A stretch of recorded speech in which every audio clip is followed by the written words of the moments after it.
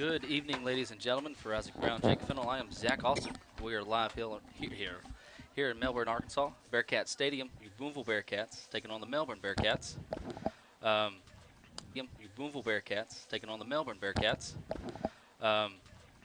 This is semifinal round 4, week 14 of Arkansas High School football. When you're playing in December, guys, it's always good. Yeah, man, that's the goal. Have an opportunity. You're one win away here from going to the state title, and can't overlook it though. Got a big one coming up tonight. So, Booneville Bearkats, they come in at number 4 in Class 3A, 3-2 overall. Melbourne Bearkats come in number 3 in Class 3A, 18-0 game. They are the winners of the 3A2 conference. Teams have never met, so No. Very first meeting tonight. And tonight, actually, there's 4 teams in the state of Arkansas that has the Bearkats as their mascot. Booneville Amina's met 63 times in football, plus some other sports, basketball, volleyball, and I probably missed baseball and softball too. Yeah. Conference games for a long time. Yeah. And baseball team also played the Brooklyn Bearcats on the diamond, just relatively late. Mascot, who lost to Rising last week, they were the other team that scored over 500 points this year. I mean, we were talking before the game. He can move around a little bit in the backfield, but a lot of those are just pass first opportunities that they're covered and he rolls. This is a air raid offense. Yeah. They go through the air, and that's been a point of emphasis this week through practice. We've seen the games throughout the improved, and tonight will be a big test, man. This is going to be interesting. Melbourne, this is the furthest they've ever been. They're a relatively new program. Yep. I think this is their 10th year. 10th year. 12 total. The first couple were non-sanctioned, and then they've done the last 10 years. But man, it's got to be new territory right here for these Melbourne Bearkats, and here's where we're hoping that the experience from our program steps in and makes a big impact. And hopefully so. This is the 22nd time the Bearkats have made it to the semifinals, and the second year in a row that the Cats have made it to the semifinals. So definitely going to have a ball game on our hands. Yeah, with our program, with all the tradition, and then Melbourne trying to create that tradition, and they're off to a great start this year, even though they can't spell Bearcats right. That's right. They're a good football team, and this is going to be a great game. Yeah, a couple other guys to watch out. He's going to be their halfback. He goes 5'11", 190. He's a junior. He's rushed for 1,045 yards on the year, 13 touchdowns. He's averaging around 7 yards a carry. So. Yeah, he's got averages 80 a game. He's had 2 carries of showed that they can have some success. Yeah, and Wren, he's got almost 700. They'll probably do a QB scramble here and there, design, but for the most part, air raid offense for the better part. Some guys to watch out for receivers. Carter Bray, number 1. He's got 1,281 yards on 81 receptions and 20 touchdowns. He's their main go-to guy for them. Yeah, nearly 1,300 yards, 20 touchdowns. Oh, what did I say? I don't know. You might have said 20, but that's a lot. Impressive. It is. That's a lot, and that's going to be, you're going to have your best guy on him. Man, keying in on him. I know throughout practice this week that was a ton of what they worked on was stopping Bray, and it's going to be a tough challenge here for the Cats, but something that you talk to this defense and they seem to be up for the challenge. So we'll see what we do there. But in the passing game, it's stopping him and Wren. I'm assuming it's his younger brother here. Yeah, I think he's sophomore. Maybe? Yeah, he's just had 48 catches for 652 yards and 11 touchdowns himself. So so he finds the end zone relatively.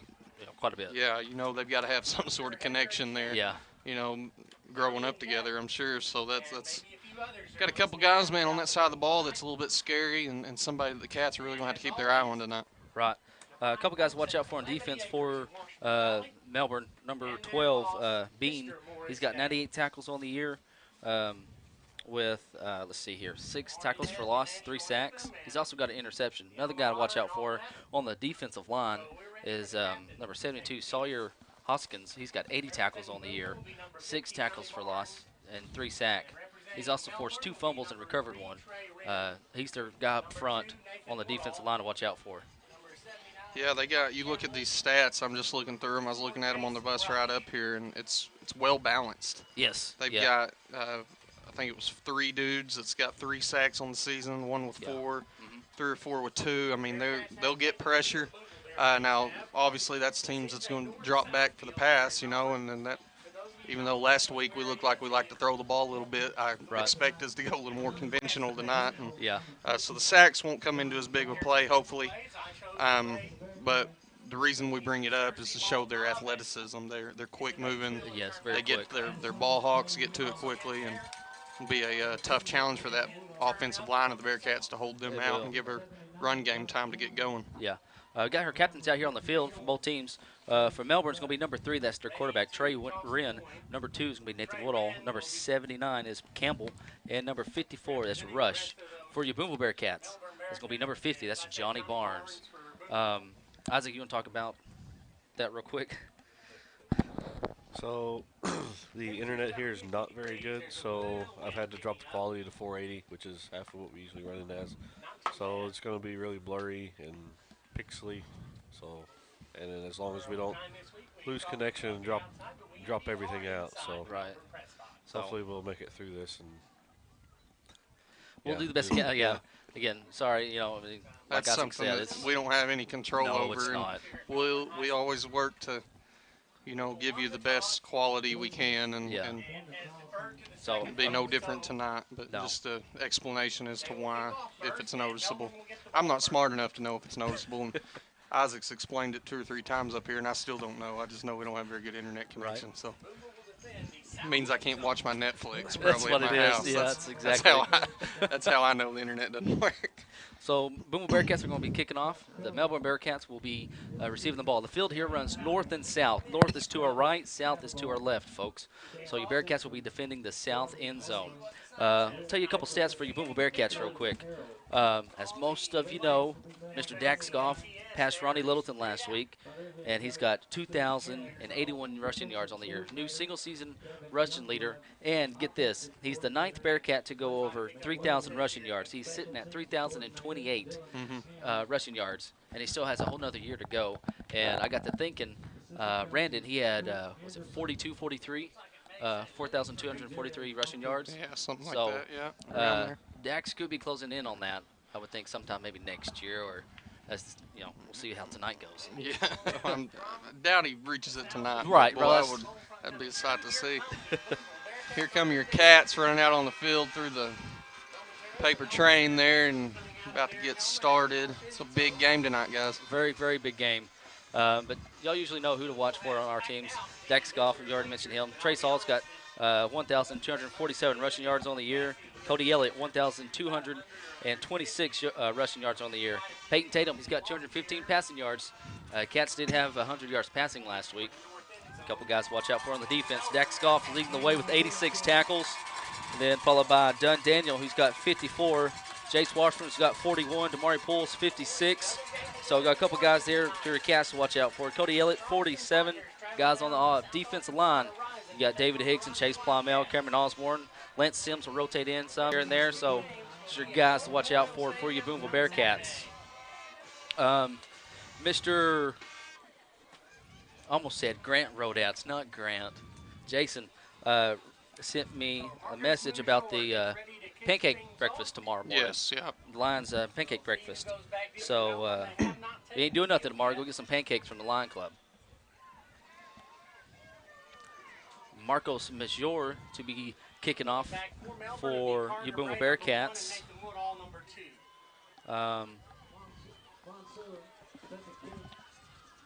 Back deep is going to be number 2, that's Woodall, and number 1, Carter Bray. Give a shout out real quick to Miss Haley Bradshaw and Izzy there watching from Germany. They're over in Heidelberg. She's with the Foreign Exchange Students Program, and she's over there on some of that. Little line drive kick here. It's going to be fielded by Woodall on the right-hand side. Cuts up the middle. Cuts back to the Booneville sideline here. And that's a good return by Melbourne, guys, down to the 45-yard line. Yeah, that's a good start for this Melbourne offense here. Gets them in a position where they can strike early. It's brought down by our freshman, Connor Lentz there. Now the Bearcat defense is jogging on the field or walking on the field, looking to make a big stop here to start the game. And get a big start here or a stop here, you can get your offense on the field, set the tone early for what the night's going to be like. So we'll see what the Cats can do. Now they'll send 2 guys to the right, 1 to the left. Sometimes they'll, trips it out. Like I said, they love the pass. Yeah, and Langston's they got a lot of be back there too. formations. Yeah, they're more of a multiple. You was talking about that earlier, Jake. Multiple top offense and defense for the Melbourne Bearcats. Wren is your quarterback. He's going to be handoff to Langston, just right up the middle, and he just runs over a Bearcat defender, but he's wrapped up by number 66, David Hicks. Yeah, that's a good little run to start out for Melbourne, man. He lowered his shoulder. I couldn't tell who the initial hit was on, Right. but he drove through him and brought down from behind by Hicks, but not before he gained about 5-6 yards on that play. Looks like they're moving nearly into Bearcat territory here. Ball's placed at the 49. Langston, watching some film, he's a real physical guy, Yeah, offensive and defensive. It's going to take quite a bit to take him down, and he's not afraid to lay the lick either. Pistol formation here for the Bearcats of Melbourne. Wren's looking, a little screen pass over here to the right. It's caught. He's going to have the first down, and he's wrapped up by Dax Goff. That's number 10, Grant Wren. Yeah, that's the younger brother, we're assuming younger brother of quarterback Wren. It's a good little quick pass there to the right side, and he's able to break it free for the first down. Ball's going to be placed at the 35-yard line. Got 11 minutes left to go here in the first quarter. First possession of the game for Melbourne. Same formation here for Bearcats, Melbourne Bearcats that is. Pistol formation. Langston is your halfback, and Trey Wren is your quarterback. He's looking at the receiver screen again over here to number 10. That's Grant. He is almost had a tackle. Breaks 2 tackles. And another one, and Mr. David Hicks and Mr. Dax Goff bring him down. And they're going to go to that quite a bit, that little receiver screen here. They love that little play there. Another guy to watch out for, number 1. I know they've gone to Grant quite a bit, but Bray on the far side is another guy to watch out for as well. Grant is over here to the bottom of your screen.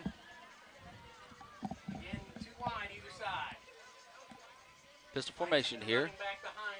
And it's just going to be another receiver screen. It's going to be to Carter Bray this time. Oh, got to wrap up. Yeah. They're able to drag him down. Looks like a gain of maybe 4, 5, maybe 6, I think. No, it's just 1 or 2, isn't it? 3, something like that. I can't. We're kind of at a weird angle up here where we're at, and we're having to walk back and forth just to see. A yard? Yeah. Yeah. Okay. Barely anything over there. So that's, good job by the Bearcat defense. Yeah, he was man originally behind the line and wasn't able to quite bring him down. Bearcats are going to have to be able to run. Pressure, his little dump out over here to his halfback. That's Langston. And he throws a stiff arm, but he's met by Dax Goff, but he's going to go in for the touchdown. That comes with 9:30 left to go here in the first quarter, and the Melbourne Bearcats are up 6-0. And pretty good little drive there. Started at their own 45-yard line, and after the handoff, it's just pretty much receiver screens. Yeah, and a lot of screens, and even though we could kind of see it coming, it's easier said than done to stop it when you get a guy one-on-one out in the open field. And they've made some guys miss. Some guys miss, yep. So Bearcats offense looking to match coming up. And it looks like the kick is good. You're watching Bearcat football.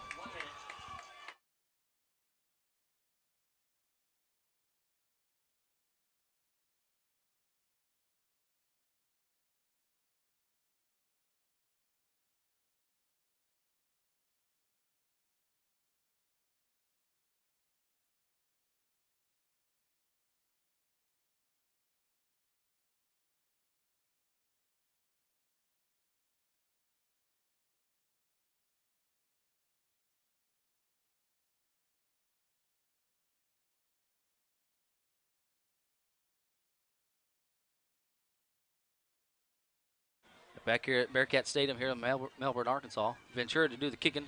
Again, they'll kick towards the sidelines. Fair caught by Mr. Connor Lentz. So your Booneville Bearcats are going to take over with 9:30 left to go here in the first quarter. Will all be on their own 35-yard line. Again, sorry again for, this Pixley going to be not very good. We've had to drop frames just to get the live stream, honestly, to work. So we do apologize for that, but that's honestly the best we could. Tatum comes up under center for you Booneville Bearcats. Goff goes in motion, and then it's going to be a handoff to Elliott up the middle, and he's driving them legs of his. About 4-yard run right there. Yeah, it's a good job. He was met basically at the original line of scrimmage there and just kept driving them legs and ends up picking up, looks like 4.5 yards here with the ball closing in on midfield at the 40-yard line. Cats looking to match the Melbourne Bearkats here and get on the board early. 2nd and 6 here for you Booneville Bearcats. Tatum's looking to the sideline. Got 9:10 left to go here in the first quarter. Hall's your right halfback. Goff is your left halfback. Elliott's your fullback. Tatum under center. Hall goes in motion. It's going to be a pitch to Dax Goff on the right-hand side. Dax cuts back in up to the 50, 45, cuts back across the field to the 35, 30, 25, and there's a late flag. And touchdown, Bearcats. And that's probably going to come back. Yeah. See what they call here. Got a block in block the back against the Cats. So we'll have the ball. Is the other semifinal game. Goff goes in motion, and it's going to be a pitch to Trace Hall on the left-hand side. Sorry, Tracy's got the first down. He's got a lot of and room. Here goes the Jet down to the 10, the 5, touchdown, Bearcats with 8:02 left to go here in the first quarter. It's 7-6 Booneville. And going to be able to run the ball tonight. Yes. I've been watching film throughout the week. I haven't really had a concern with that aspect of the game. I feel like if our line takes care of business, does like they've done all year, we're going to be able to move the ball. It's going to be this other side, stopping this Melbourne Bearcat that team. And once we do that, hopefully we can get something going. That's a great run right there by Hall. The hold and the kick is good. So 7-7 with 8:02 left to go here in the first quarter. We'll take a little break. Be right back. You're watching Bearcat football.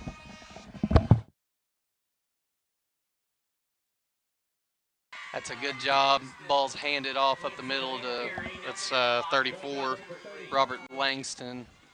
Brought down after only about a gain of a yard. It's going to bring up 2nd and 9. Good stop by the Bearcat defense, and now you're big stop away from forcing Melbourne into a tougher situation they've seen up to this point. The wash has been taken care of, guys. I got him with my Sprout bottle. We got to have trips over here. And I wouldn't be surprised to see a little receiver screen over here to the left-hand side.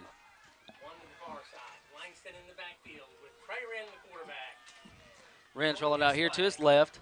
And Woodhall there on the catch, and he's wrapped up by Brendan Dove. Going to have the first down. What a catch there by Mr. Woodhall. Will be a first down for the Melbourne Bearcats. Yeah, that's a good play. A little hit stick there by Dove to stop him in his tracks, but not before Melbourne's able to pick up that first down on the completion. And Fearless does not have their live scoreboard up tonight. Oh, so Fearless don't have the live scoreboard up, Chuck says. I bet we can figure it out over there on Horizon. Pistol formation here for Melbourne. Trey Wren is your quarterback. Langston is your halfback. Wren's looking. He got popped by Mr. Chase Plymell. That's a live ball, folks. I think they're going to end up Incomplete? calling that incomplete, Okay. and I think that's the right call. Yeah. He was hit as soon as he let go of that, but I do believe he threw it forward about a yard there. And that's a good pop there by Chase. I don't know got what. the official on this side, line judge on this side, running in to call that incomplete, and they do come to agreement on that, so it's going to be 2nd and 10. But boy, that was a pop by Plymell. Oh, it was. That's good. That makes you think a little bit. Yeah. Next time you roll back, he's going to be you thinking hear about footsteps. that. Yeah. So good quarterback hit right there on our outstanding player in Plymell, and it's going to bring up 2nd and 10 for Melbourne. Got 6:25 left to go here in the first quarter. 7-7 is your score. Pistol formation here, and Boonville's going to be off the sides. Had a blitz call there. Yeah, just about a split second too early getting across. But he was across just a little early. That's going to give him a 5-yard boost there. It's going to be go from 2nd and 10 to 2nd and 5. Going to be placed at midfield, about the 50-yard line. Right on the 50. Right so. on, right at midfield. Try to find out scores instead of go to the four. Second down and 5 from the 50. See if we can find anything. How's it going? How's it? Not well. Same formation here for Melbourne. Wren's your quarterback, Trey Wren that is. Either side. Langston is your halfback. Wren's looking, going to have a screen, a little tunnel screen that is to Carter Bray. And what job there by Mr. Dax Goff to get a hand on the jersey, but it's going to be a first down for Melbourne. Yeah, it's a good read by Goff. He just unable to wrap up, got a hand on the jersey and held on tight until the cavalry arrived there to help him. Melbourne is able to pick up that first down. Ball at the 43-yard line as they move over into Booneville Bearcat territory. We have nothing yet on Charleston and Rising. Got 6 minutes left to go here in the first quarter. Second possession of the game for Melbourne. Here's the score on Charleston and Rising. Same formation here for Melbourne. Jack somebody a Facebook message. Because we do not have a live scoreboard tonight. And Wren's looking, got some pressure from the Cats. Deep Ball's pass, deep to nobody wide around. open. That's number 2. That's Woodall, and he's going to go in for a touchdown. That was 42-yard pass to Nathan Woodall. I think somebody slipped. I'm not sure who. So that score comes with 5:37 left here in the first quarter. It's 13-7 Melbourne over Booneville.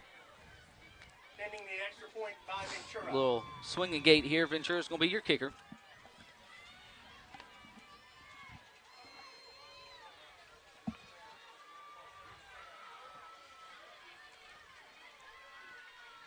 Here's the kick by Ventura, and it's going to be good, folks.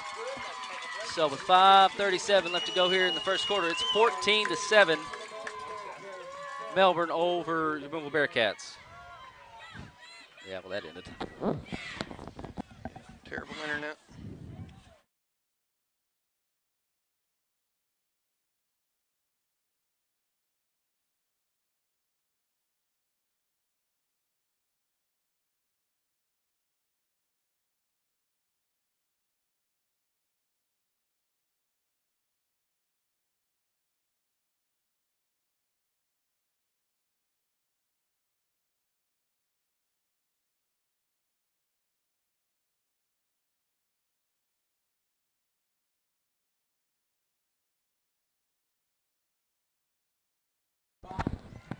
And we're back here at Bearcat Stadium. Ventura to do the kicking. Wouldn't be surprised to see high. It's filled by Washburn. And Washburn sheds the tackle, still on his feet. And JC's going to get up over to the 45-yard line. And your Booneville Bearcats will take over right there for their second possession of the game.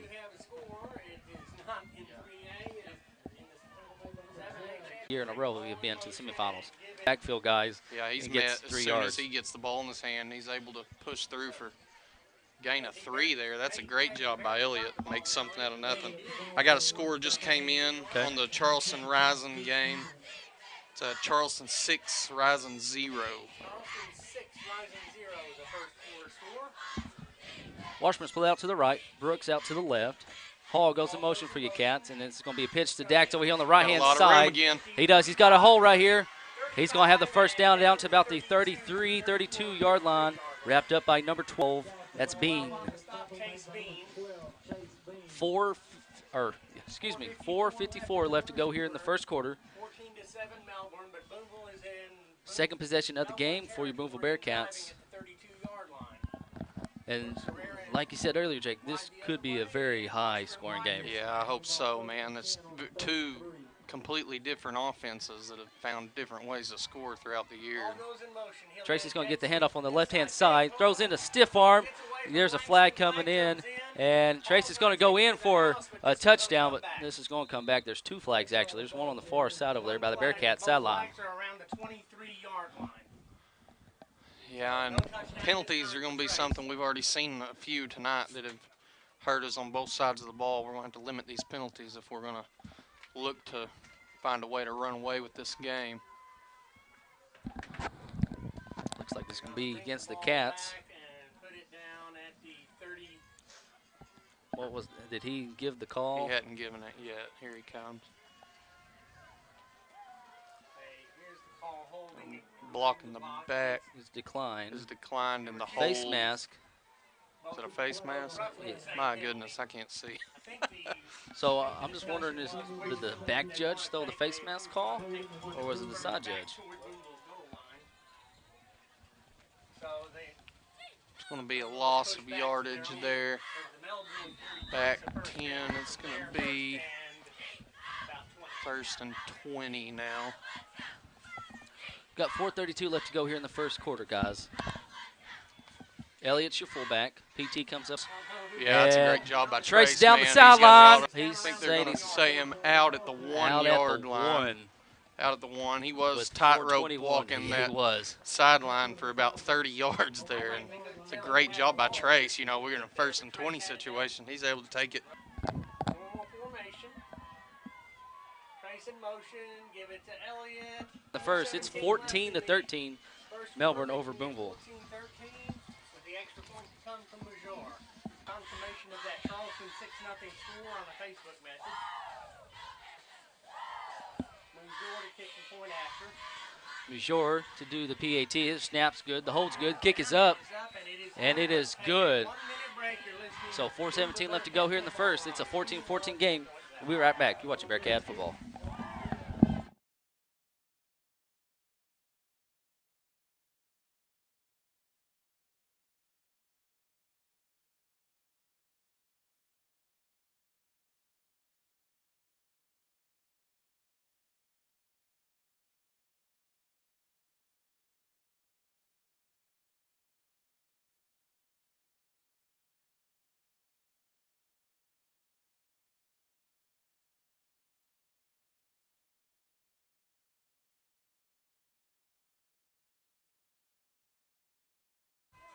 And we're back here at Bearcat Stadium here in Melbourne, Arkansas. 14-14 score, 4:17 left to go here in the first quarter. Jake, you said that Charleston 6-0 over Rosin was the end of the first quarter, right? Yeah, but no, since then scored. It's now 12-0. Okay. I think they went for 2 there and were unable to get it. So Good kick here by Marcos. That's going to go in the end zone. What a leg there by Marcos. great little boot right there, man. Yeah. Give a shout out to Marcos' parents and Juan's parents, watching all the way back in Spain. Again, they're our 2 foreign exchange students. Melbourne, their 3rd possession of the game, take over on their own 20-yard line. Hey, take this time real quick to thank our premier sponsors for your rental needs. Community National Bank. Let Brett Cook and staff take care of your banking needs. one wide this way. Looks like you have 2 to the right, 1 over here to the left. Pistol formation here for Melbourne. Wren's looking, he's got some pressure from Hicks on the backside, and Woodall there at the first down markers gets up to about the 38-yard line, looks like. Yeah, it's a good little 15-yard completion there. It looks like close to 15 around that, and it's going to be another first down for your Melbourne Bearcats as this Booneville defense continues to look for a way to get some pressure there and get a big stop. Yeah, we're at the 4-minute mark here in the first quarter. Hey, I do have a real quick shout out to him and his family. Doubles over here to the left, 1 to the right. Pistol formation here. Trey Reyes is your quarterback. Langston is your halfback. And We've whistle. got whistles. I'm thinking hopefully false start. Yep. Nope, they're calling it on the Bearcats. Offside Man. penalty. Charge the Booneville, going Cats to move have it had up 10. 3-4 penalties tonight. And, guys, we can't have that if we want to keep doing what we're doing. No, I didn't see anybody jump right there. No. They must have lined up offsides. I don't know who the call was on, but either way, it doesn't matter. It's a 5-yard penalty moving up to ball's at about the 41-yard line here, and It's going to be second or 1st and 5 coming up. 3:35 left to go here in the first. Same formation here for Melbourne. Ryan calls for the ball, looking over here, a little receiver screen to Woodall, and good job by Washburn and Dove there on the stop. Yeah, that's a gain of maybe a loss of a yard, Yeah. actually. So it's a good job by that Bearcat defense there to get one of those yards they gave up back. They're going to say no gain on the play. Set What's? Oh, you got 2. So we need someone. Okay. Looks like I have trips to the right, one over here to the left. Bearcats shift. Melbourne been disciplined up to this point. Yes, no they penalties. really have. And we'll have that little receiver screen to Bray over there. Oh, man. Thought we had him hit I did right too. there. And good job. That's a open field tackle. That's our buddy. It's old Lance Sims on the stop. Yeah, this Bearcat defense has come close on a few of these to getting Yes. a big hit, and I think that's something that if they continue to do that play, we're going to catch a break or two somewhere along the right. line. But it wasn't on that one. So first down's picked up, and ball's moved into Bearcat territory, placed at about the 49-yard line. 2:25 left to go here in the first. Melbourne into Booneville territory. 2 receivers to either side. Langston's your halfback. Trey Wren is your quarterback. Pistol formation for Melbourne. Kind of a hard count there. Wren's looking over here to the left-hand side. Looking And deep, and he's got slant his route guy. wide open. That's Grant Wren on the reception there. Got PT and Dove there on the stop. He was just wide open, guys. Yeah, nobody around within 5 yards of him, and if you're not there, it's going to be hard to get the big stop you're needing. And Melbourne's now deep into Bearcat territory here inside that red zone, about the 15-yard line, maybe inside it a little bit. And all of a sudden, Booneville's defense here, they're back against the wall, needs to find something. You got 1:50 left to go here in the first quarter, folks. Trips over here to the left, one to the right. This play right here, they've been sending Langston out and doing just a little receiver screen to Bray over here. And it's going to be a quarterback keeper here by Trey. And he's just going to walk right on in to the end zone with 1:33 left to go here in the first quarter. Makes it 20-14 Melbourne over Booneville. And, you know, they've been doing that little screen to Bray over there. And just right up the middle went Trey. He does have around almost 700 yards rushing on the year, 647, I believe. Yeah, and he showed a little burst there on that Yes. play to let you know that he does have that ability. Here's Ventura, and that was, they didn't call a false start, but I'm pretty sure they moved. Anyways, it makes it 21-14 Melbourne over Booneville. We'll take a little break and be right back. Watching Bearcat football.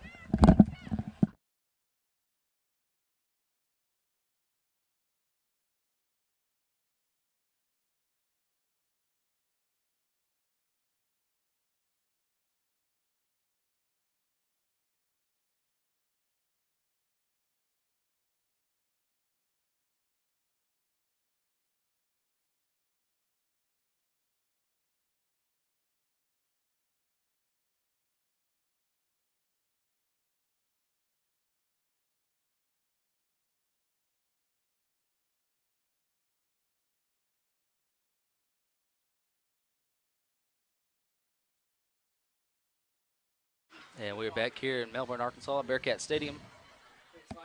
Ventura to do the kicking off here for Melbourne.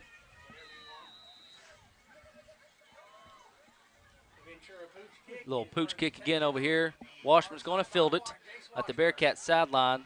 Chose not to call the fair catch Yeah. there. That's dangerous. But It is, with how high that is. yeah, just go ahead and call it and take it right there where you're catching it anyway at the 35. And say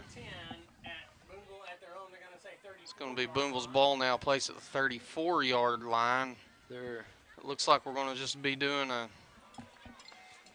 back and forth deal here until somebody can figure out how to stop. Hopefully it's not on this possession at 21.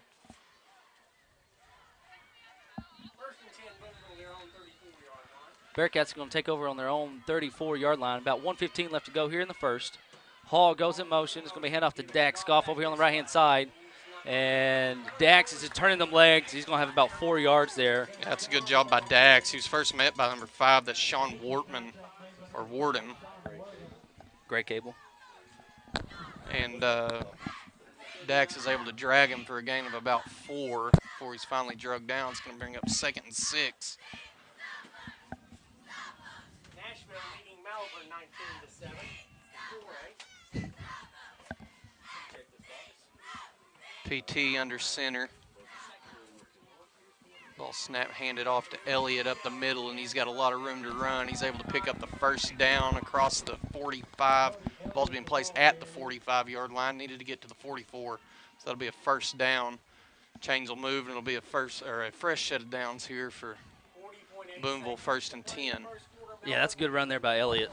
Pick up that first down. We've got 35 seconds left to go here in the first quarter, folks.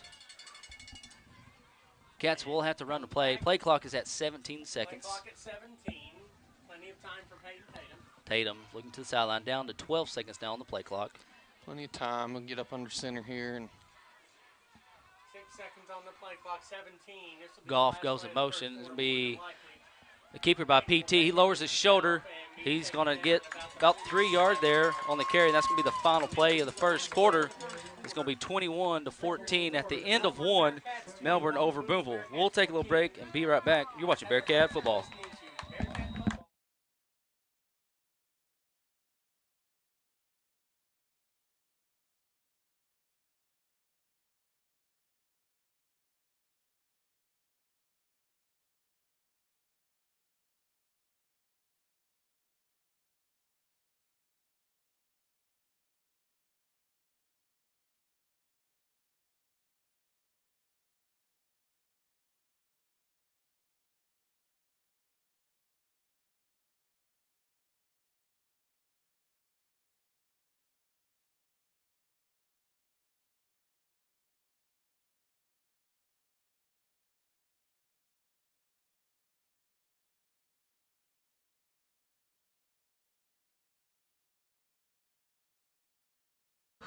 All right, we're back here at Bearcat Stadium. Just give you folks an insight of what's going on.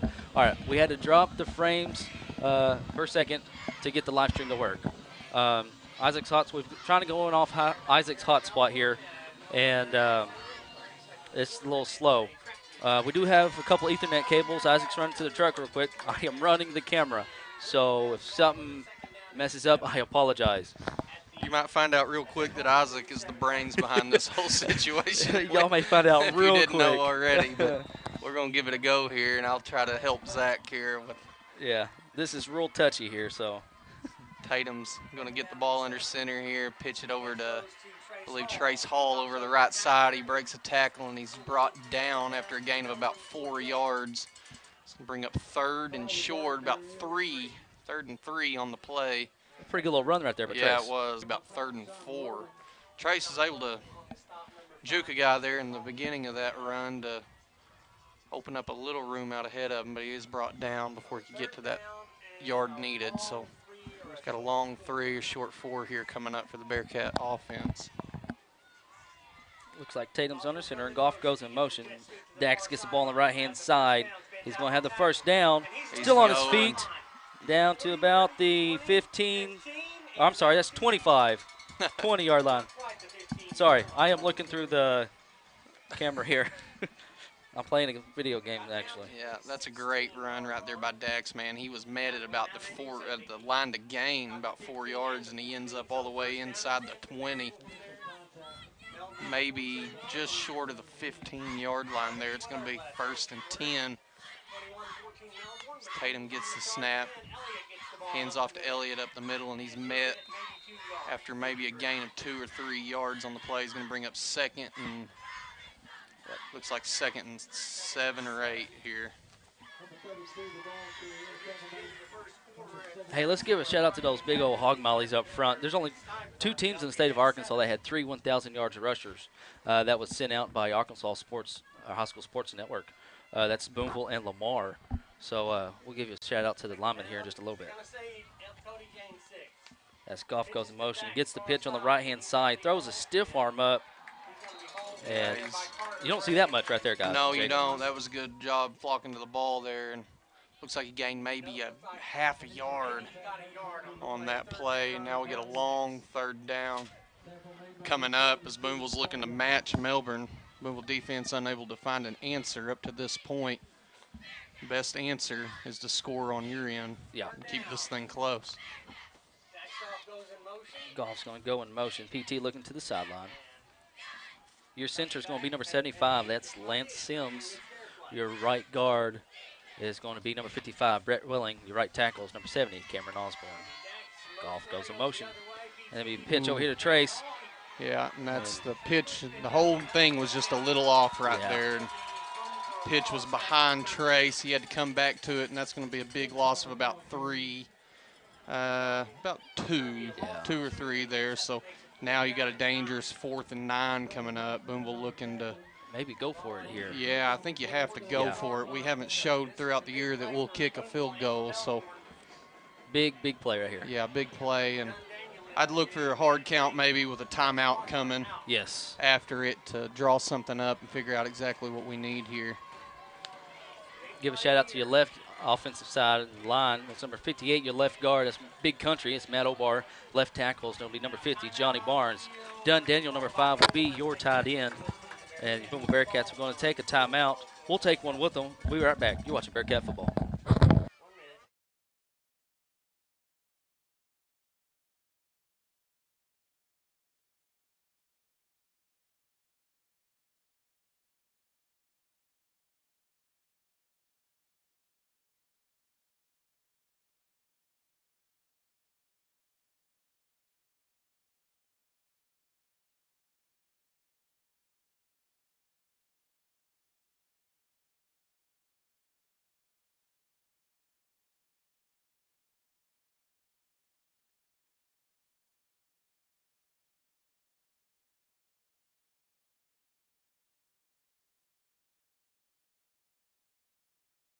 And we're back here in Melbourne. Booneville Bearcats are trailing the Melbourne Bearkats 21-14. It is what is it, Jake, 4th and 7? 4th and 9, I believe, coming up here, and got a lot of yards to get here. We'll see what Booneville's offense dialed up in that timeout, and expect a couple things here. Maybe a hard count, maybe something to the outside is where we've seen the most success here. So looks like they're adding some time back to the clock.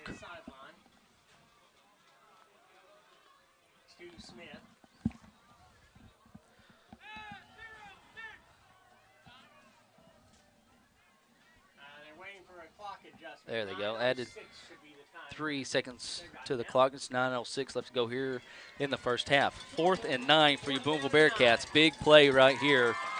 See what your Booneville Bearcats have got cooked up. Goff goes in motion. And it's going to be a pass play.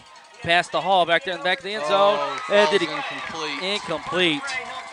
That was Bray there on the deflection by Melbourne. Yeah, it was a pretty well-placed ball, really. It was thrown about where it needed to be. Hall went up and had a hand on it for a little bit, but unable to bring it down after Bray knocks it to the ground, and Melbourne will take over on downs there, 1st and 10. And now this is a crucial stop for your Bearcat defense. We haven't had much luck up to this point, and we need to get something going here to show that we are able to stop them and remain one score behind here.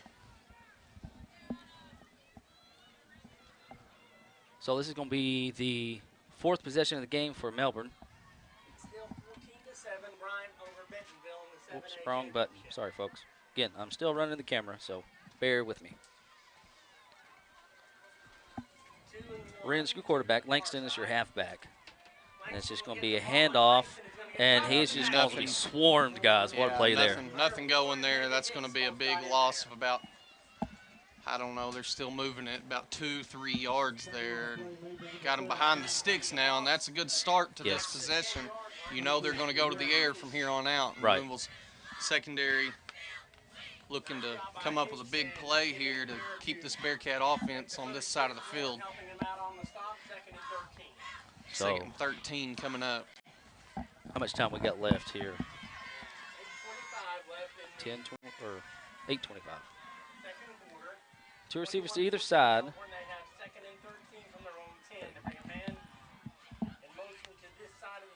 And Ren's looking over here to the right-hand side. He doesn't have anywhere to go with it. He ends up just throwing it out of bounds. That's a great job and great coverage by that Booneville secondary.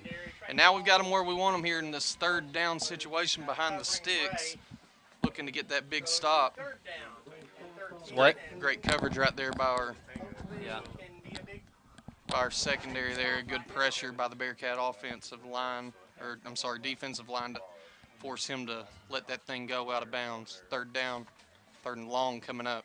Big play. The quarterback Ren gets the play in from the sideline. 8:07 left in the All right, so second quarter. got 8:07 left to go here in the second quarter. 3rd and 13 here. Ren's looking, and it's he's caught. got him. It'll be first down. That's caught by Bean, number 12, and that's a big play. Big play, and that ball couldn't have been placed in a more perfect spot, man. Just outside the reach of Dax Goff. Linebacker in pursuit there, and unfortunately, ball's going to be moved up to the 35-yard line, 1st and 10. New set of downs for Melbourne as they move down the field. Got 7:57 left to go here in the first half. Pistol formation, trips to the left. Trey Wren's quarterback. Grant Wren is over here on the bottom of your screen at receiver. Langston is your halfback. And Wren is rolling. He's looking. And incomplete. They say he was out of bounds, so another big play right there on the Cats defense. Yeah, it's a good job, and we've started covering those short routes a little bit better. Yeah. We've seen some of these plays multiple times up to this point, and starting to read it a little bit better on this side of the field for the Cats, but got 2 more big plays coming up here. Need to keep them where they're at. We've shown up to this point this has potentially been an extremely high-scoring game, and anytime you can get a stop somewhere, that's a huge benefit. And one domino fell that way for Melbourne. Booneville looking to get one their way. 2 receivers to either side here for Melbourne. Trey is going to be back there at quarterback. Langston is your halfback. He's looking over here to Carter Bray, and he's met by Trace Hall. Yeah, What a stop there. It's a great job by Trace. Meets him on the completion. Looks like maybe no gain on the play. It's going to bring up, or minimal gain at the most. We'll call it a no gain. 3rd and 10 coming up. You got 7:10 left here in the second quarter, folks. Big 3rd down play right here.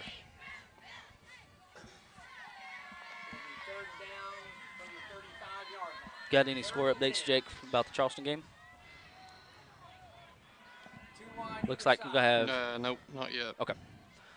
2 receivers to either side. Same formation here for Melbourne. Wren is your quarterback. Got some pressure here, and see if did he catch that, or he's not sure. They're calling incomplete from back behind. The back judge there Yeah. is calling incomplete, so that's going to be fourth down coming up, and that's a big stop right Yes, there, it is. man. That couldn't be a bigger stop Oh, to come in. It's a great job by that Bearcat defense to step up and make a few big plays there. Yes. Coverage seemed to be a little bit better, and if we're going to have success tonight, it's going to come down to that defensive side. Booneville showed that I think they're going to be able to move the ball. right. We're going to have to show that we can stop it. We'll see. Bray's going to be the punter. We'll see if they decide to fake it or not. But I they're going don't to see actually any punt reason it. to at this Yeah. point. Trace Fair catches it. Ooh, yeah. Ooh, yeah. I know I wasn't the only one going, ooh. So I had my eyes Bearcats, closed. yeah, Bearcats are going to take over on their own 25-yard line. Hey, a couple of shout-outs I want to do. Give a shout-out to Cade Reyes. Also want to give a shout-out to Dummy Shepard, watching from the big metropolis of Sugar Grove, Arkansas. Give a shout-out to Mom and Dad. Halftime, Charleston 12-0. Sorry, Zach's mom and dad. I didn't mean to. I got excited. Richard and Belinda, I'm sorry. You said it was halftime? Halftime, yes. And- Halftime, Charleston 12, Rising 0. Wow. Goff goes in motion. It's going to be hand off to Trace coming back here on the backhand side.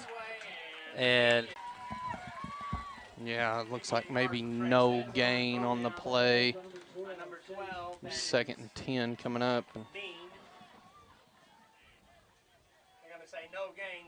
I want to thank a couple of our other sponsors for the app and BoonevilleBearcats.com real quick. Cheryl Baker and S&W Home Center for all your hardware needs. Goff goes in motion. He's going to get the handoff on the right-hand side. Little dance move, cuts back. He's going to have the He's first got a down lot to of the room. There he 45-50. goes. Back across to the 45-40. And he's going to stumble down to about the 33, 34-yard line. And if it wasn't for that, guys, he may have went in. Yeah, I think he was. I know the pursuit was hot. It was right there. Hot behind him, but he stumbled for a good 10 yards Yeah. before he finally went to the ground. I think if he doesn't get tripped up there, he's taking that to the house. But we will take that run all day. Yes, we will. Great job by Dax moving us well into Melbourne territory here. Ball's placed at the 33-yard line. You're going to have 5:55 left to go here in the first half. Hall goes in motion. It's going to be a handoff to Elliott. Little side move. Elliott's going to have the be short of the first down. I thought he had the Yeah, I first thought he down was there going to too. get it too, but that's a gain of about 8 yards. It's a great job. He had a good little sidestep right there. He Just did. had a defender pull the old lay on him, and he's able to pick up a good chunk of yardage there. It's going to bring up 2nd and 2. 5:25 left to go here in the first half. Dunn Daniels split out to the left. Brooks Herrera split out to the right. Goff is your left halfback. Hall is your right halfback, and Elliott is your fullback. PT under center. And it's just going to be a handoff again to Elliott. A little side step again by Cody. There you go, Elliott. Hold on to Good that ball. There job. you go, baby. And he's going to have the first down. Yeah, that's a good run by Elliott there, man. He's shown all season long that he's yes. able to carry the weight of this team on his shoulders when needed, and that's just another example of that. It's a great little run by Elliott. Jerry Bradley is the one that's giving me the updates. All right, thank you, Jerry. Thank you, Jerry. We appreciate you on that Charleston-Rising game. He said that Rising had the ball 3rd and goal, and Charleston intercepted it in the end zone Wow, that's a big to play end right the there. half. So looks like Rising's had a little success, but hasn't quite found a way to punch it in yet. 12-0 Charleston. Again, that game is at halftime. It's just going to be a handoff to Elliott again on the left-hand side. And he's going to have, what, maybe 5 yards there? Yeah, it looks like they're marking him at about 5 yards. That's a great run again by Elliott. Just able to keep the feet moving. Yeah, and Isaac said it right here, keep feeding him. Yeah. Why not? He's shown that he can have success here. He's had the, last 3-4 carries? Yeah. So when you got 4:30 left to go here, get a first down without getting into the end zone. PT's going to come up under center. Hall goes in motion, and it's just going to be a handoff to Elliott again. Why not? And Cody's turning them legs. He's going to have the first down to about the 2-yard line. It's going to be a new set of downs and be 1st and goal from the 2. Yep. I think I know what I'd do on this play, guys. Elliott. Yeah, probably. Either that or a fade to the back corner. Probably not that one, though. Probably just that. Hand it to Elliott and let him finish the job. He's done a great job. He has. To go along with that big carry by Dax Goff there. So. Yeah, Dax, that run by Dax helped set all this up. You got 3:50 left to go here in the first half. The Cats do receive the ball to start the second half, too. And it's just going to be, why not? Touchdown, Elliott, Bearcats. Untouched. Yeah. Threw untouched. That's a great job, man. It's a good response there by both that Bearcat defense the first time to get the big stop, and then the offense to bounce back after the turnover on downs. And extra point pending here. We'll have a tie ball game. You got 3:39 left to go here in the first half. Marcos Major to do the PAT here. PT to do the hold. Goff to do the long snapping. Snap's good. The hold's good. Kick is up. And it is good. So 21-21 with 3:39 left to go here until halftime. We'll take a little break and be right back. You're watching Bearcat football.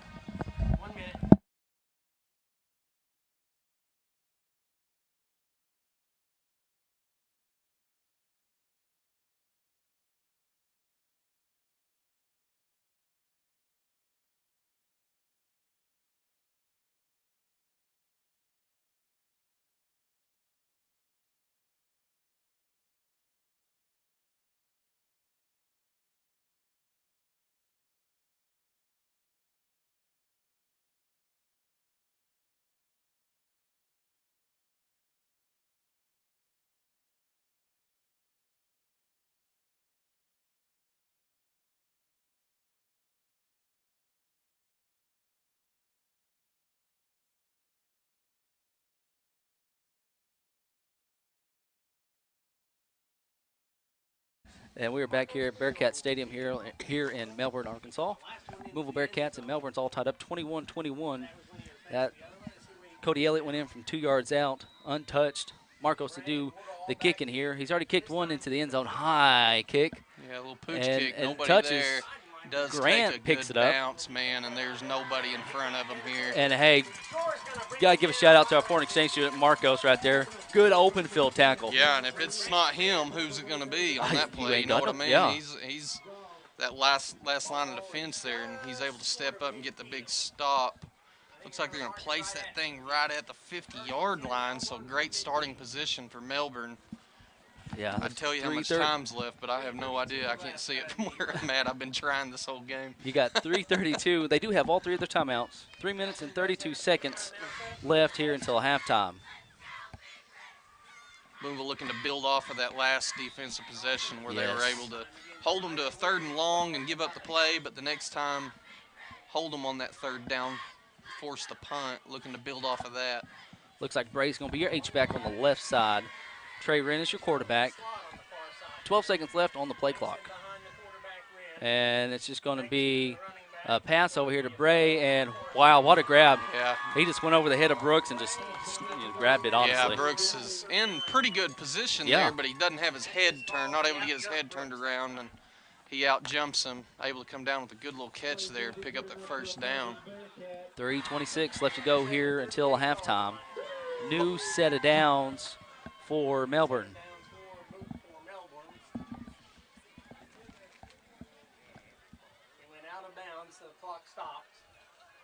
Going to have trips over here to the right, one to the left. Grant Wren is on the far side. Carter Brace is the guy on the bottom of the screen here. Langston is your halfback, goes in motion. Again, they've had this little screen play over here to Bray. Last time, Trey just took it for a QB run. And got PT in there, but Goff finally wraps him up down to the 20. And that's been their bread and butter right there. Yeah, they've had a lot of success on that play, and you can see it developing up here, but just haven't quite found a way to get out there and stop it. And weren't able to do it on that play either. Ball's going to go all the way up to the 20-yard line, or just outside the 20-yard line. And 3:10 left to go here until halftime. Mr. Glenn Rice says, "Go Cats, go."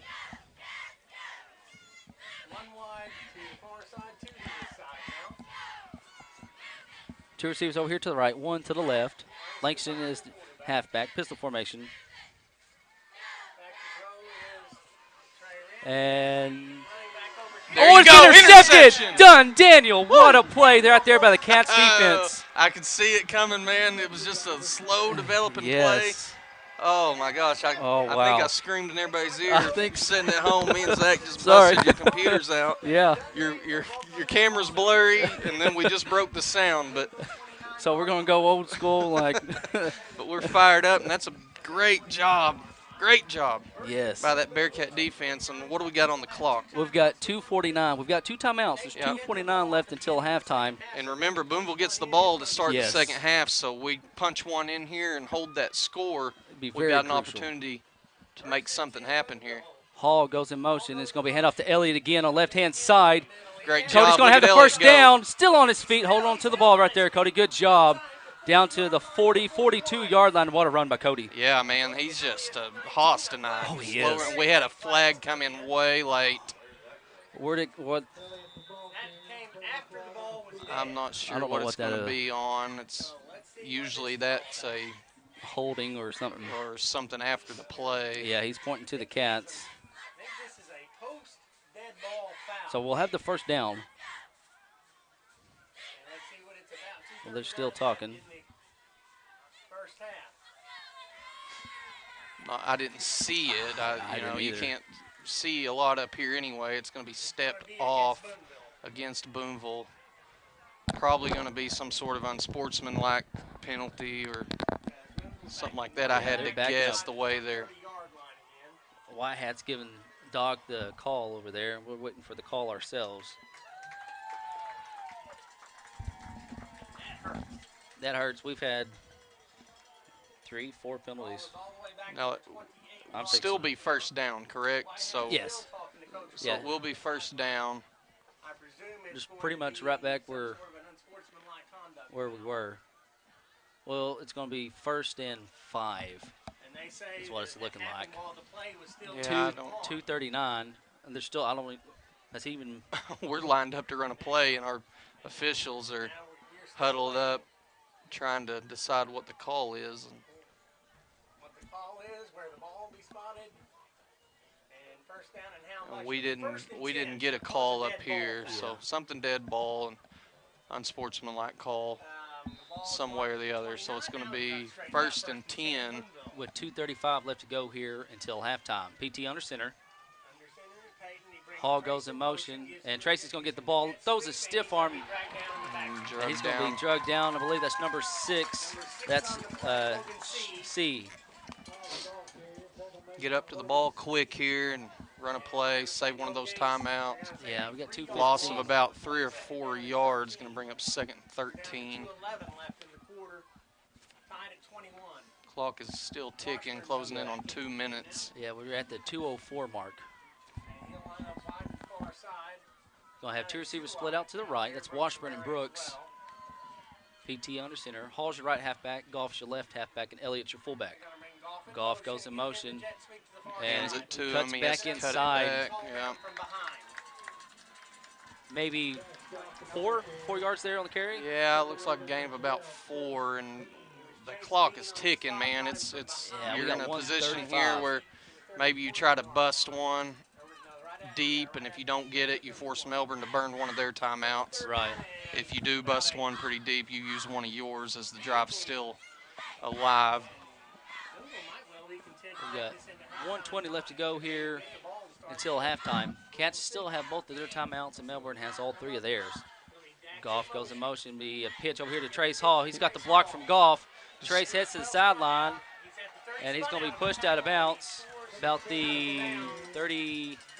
Looks like he's going to be right at that first down marker, and he was pushed out of bounds, so that will stop the clock. That does, and that helps. Yeah, that helps you. They're going to be short where they marked it. Nope, they're giving it to him. No, I'm sorry. They're giving it to him. This It's hard. angle, This angle's odd yeah. to see, and I'm having to duck and look between the 2 panes there. And No, the lines are really hard to see, too, yeah, like I was saying. so it's going to be 1st and 10 at Clock will just start. outside the 40. Yeah, clock will start as soon as the ball snapped. 1:05 left to go. Hand off to Cody Elliott, and how is that? And the ball's out. And it's going to be a fumble.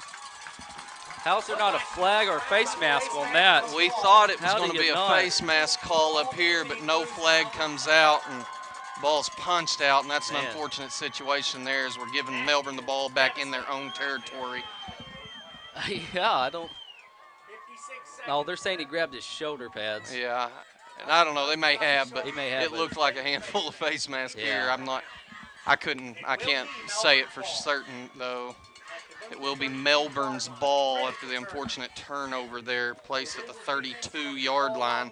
And now they're well in position here with plenty of time on the clock. Yeah, Booneville's defense looking to make a big play here, big stop. 56 seconds left until halftime. Behind the quarterback, Trey Wren. Wren's your quarterback. He's back to pass. Looking, trying to go deep. Got pressure here from Plymel and able to get out of the tackle. Now he's just going to scramble and done Daniel and David Hicks and there. it brings will them stop. down in bounds as well, which is Yeah, big. that's It forces very them big. to either let it tick or burn a timeout. And it looks like they're going to burn that timeout. 40.6 seconds left until halftime. Melbourne takes a timeout, and we'll take one with them. You're watching Bearcat football.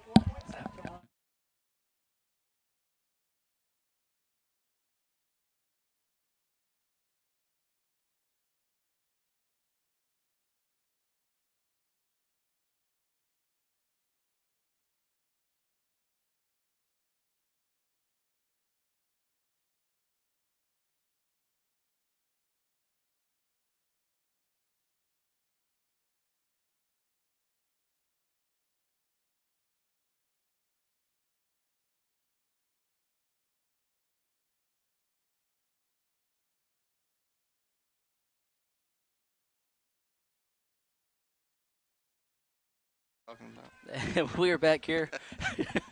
We're talking Madden up here. Back here at Bearcat Stadium here in Melbourne, Arkansas. A couple other sponsors I want to thank. City of Booneville, a good hometown. Patriot Underground and Taylor Niedert. First Booneville, home of First Booneville students and First Booneville kids. Booneville Family Dental. Stacy Holbert Photo Art. Trips over here to the right. This sets up the little screen over here to brace while that's setting up, unless the quarterback decides to take it and keep it. And then better job. Goodness. He gets out of bounds. That saves the timeout. 34.7 seconds left until halftime. First down for Melbourne. Man, and we're right there able to make Yeah. the play, and we're just not wrapping up. And that's something that we're going to look at halftime. And and kick ourselves with. We've got to make a big stop there, and 34.7 seconds. not able to do it there. The ball's going to be placed inside the 20-yard line. Looks like maybe the 18, 19-yard line. Leading Bentonville by that same score in the 7A championship. Grant Wren splits out to the left. Trips over here to the right. Wouldn't be surprised if they just try to went to that again. And we've got some pressure from Hicks right here. And he's just going to throw it out of bounds. Good job by David Hicks, the senior. Well, yeah, Hicks was just a step away from getting a big hit on him there, busting through the line initially, and does a good job to get the pressure there and force the quarterback out of the pocket where he has to just choose to throw it out of bounds. And it's going to bring up 2nd and 10. They do have a kicker that can kick the ball pretty Ventura, well. He's kicked a few field goals on the season, so something to think about. And hopefully that's the situation we find ourselves in here with the big stop. 30.9 seconds. Both teams have 2 timeouts left. Doubles to either side. Trey Wren is your quarterback. Looking, got some pressure, setting up a screen. Little tunnel screen. Good job there by Mr. Dunn, Daniel. Yeah, that's a good read by Dunn. We've talked about this a few weeks ago. When you bust through that line, everybody busts through. Yeah. That's a good indicator that's about to be dumped off over your head. So that's what they do there, and fortunately Dunn's able to read it well and bring him down for no gain on the play to bring up 3rd and 10. So with 20.5 seconds left until halftime, Melbourne takes a timeout. We'll take one with them. You're watching Bearcat football.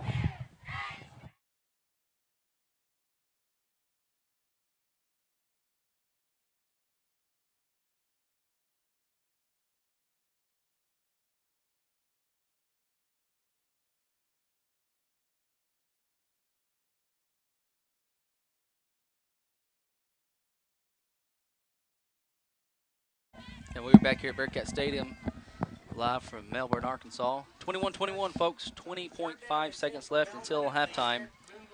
Melbourne got the ball after they caused a fumble. So each team now has a turnover. It is 3rd and 10. Ball is on the 18-yard line. Melbourne has 1 timeout. Bearcats have 2. Trips over here to the right. Langston is your halfback. He goes in motion. That sets up that little screen over here. And they don't go to it this time as a fake. Got pressure from Plymel. And, oh, man. Thrown out of bounds by Mr. PT. If he would have got his head around just a little bit sooner, he could have had that. Yeah, we were in position, again, to make a big play and just unable to find it. 13. All of a sudden now we're 1st and goal, ball inside the 5-yard line here. And 13.1 seconds left. yeah, Bearcats were to make a big play. Now would be the time to do it. Yeah. A big stop on this first one and force them a little bit into hurry-up mode. We'll see what Melbourne decides to do here. You're going to have 2 receivers over here to the right. Number 12, Bean, is your tight end on the right-hand side. And a little tight end fall down play. That's what he's just going to throw out of bounds, and kind of that tight end fall down play. Yeah. As Coach Hout used to run as a former tight end myself, you know, you like to see that. He was kind of open on the backside. That's either a play or you were clumsy. One or the other. I convinced fall down play. No, I remember it. It works. It does. Got 9.1 seconds. They do have a timeout. They got a kicker in Ventura. But I figured this close, I figured they just going to go for it. You know? Yeah, I would expect so, especially when empty backfield here. Timeout by the Bearcats. So each team's going to have 1 timeout left. So we'll take a timeout with the Booneville Bearcats and Melbourne tied 21-21 with 9.1 seconds left until halftime. We'll be right back watching Bearcat football.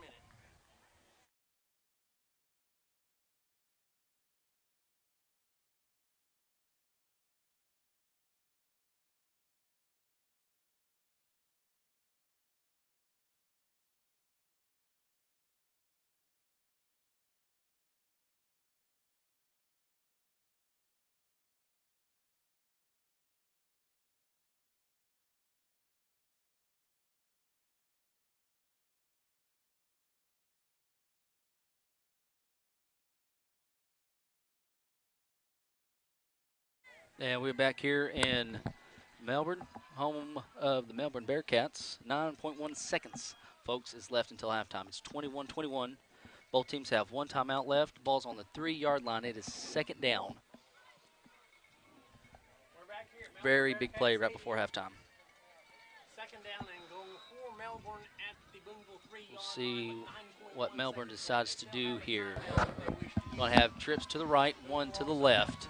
trips to this side. Langston behind the quarterback, one to the far side. Trey Wrench, quarterback. Langston is your halfback. It's in Langston again in motion, and I just want to, little QB keeper. Good job there by the Cats defense. Yeah, it's a great job. There's a We do flag have coming in flag late. Come in late. Five- Melbourne screams for the timeout. They Yeah. got 5 coaches running up and down. 5.5 seconds. There is a flag. We'll see what that is. Hopefully that's going to back this up a little bit. And believe it's a holding call. You've got a lineman on their side. Number Yes, it'll be a 72. holding against Melbourne. He's tapping his chest, Yes. saying it's on him. And that's Sawyer Hoskins.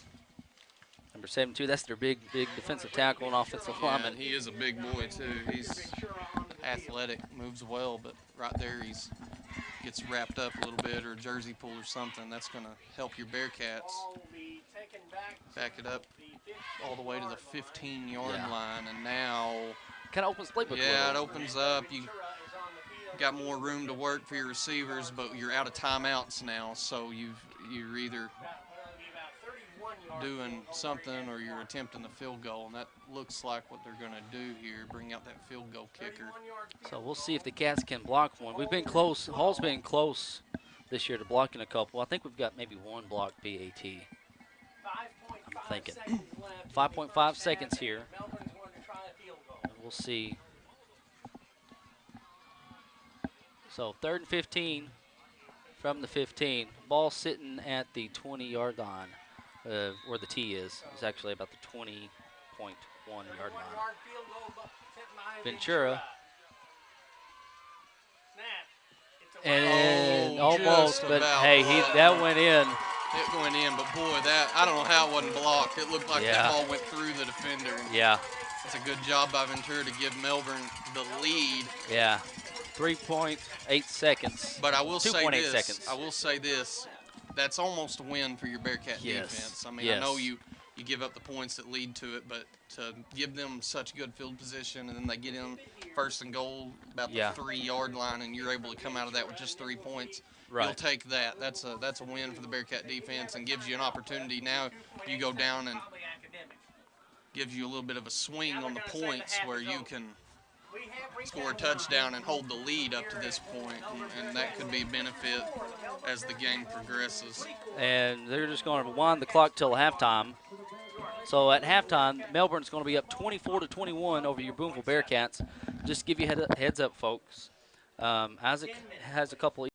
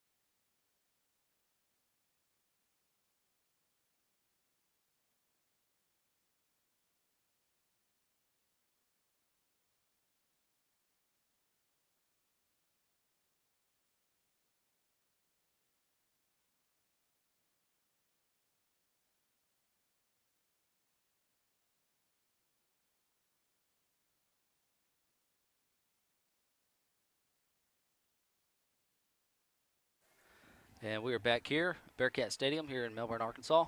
3:35 left to go here till the start of the second half. Got some halftime stats for you folks. Let us know if it is clear. It should be. We were hooked up. Got some Ethernet cables. Isaac was able to go out to his truck and had one out there. We usually always carry one. Two technically. Well, yeah, two technically. They had another one laying around, and We confiscated it. yeah.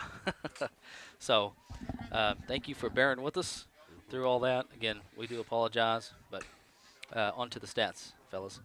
Halftime score, Melbourne's up 24-21 at halftime. Melbourne has 31 plays for 292 yards of total offense, 10 minutes and 55 seconds time of possession. They got 5 carries for 18 yards, and they are 19 of 26 passing for 274 yards, 2 touchdowns, and an interception by Mr. Dunn Daniel. That was a big interception. Booneville Bearcats, 28 plays, 269 yards of offense. Every single bit of that's on the ground. We've got 12 minutes and 9 seconds time of possession. We are 0 for 1 on passing. It was a pretty good little pass and put it about the only I don't know what in the world that was. Hopefully someone didn't fall off the press box. But anyway. So, yeah. Melbourne's 292 total yards of offense. You Booneville Bearcats 269 total yards of offense. All that's on the ground for you Booneville Bearcats. Individual stats. Trey Wren is 19 of 26 passing for 274 yards of passing yards. 2 touchdowns, 1 interception. Mr. Carter Bray, number 1, he's got 8 catches for 78 yards. A bunch of that's off those little screens that they've been setting up. Woodall, 4 catches for 73, followed by Grant Wren, 4 for 68. As far as defensive stats, Bean is the leading tackler with 4.5, followed by C with 3.5, and Hoskins has got 3 tackles. For your Booneville Bearcats, Mr. Dax Goff, 7 carries, 123 yards. Trace Hall, 7 for 95. He had a big long run called back for a holding call. And honestly, guys, the penalties have hurt us.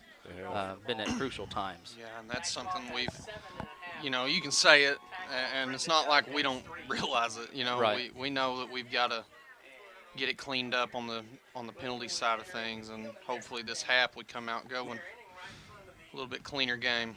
Yeah. Cody Elliott's got 12 carries for 49 yards and PT 1 for 2.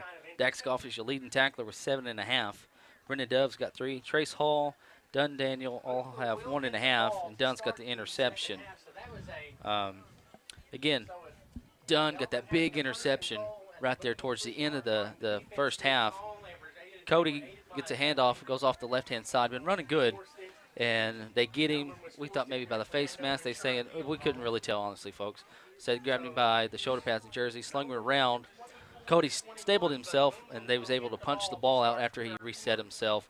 They got the ball. Cats defense, in my opinion, come up pretty big, forced a field goal. So we're down 24-21, but to keep them out of the end zone, I would count that as a win. Even though they scored, we kept them out of the end zone. We do get the ball to start the second half. They will kick off to us. So your Bearcats will receive the ball. Isaac, Sean Bletsaw, and the Bletsaws and Steve Davis says, thank you, much better, clear picture now.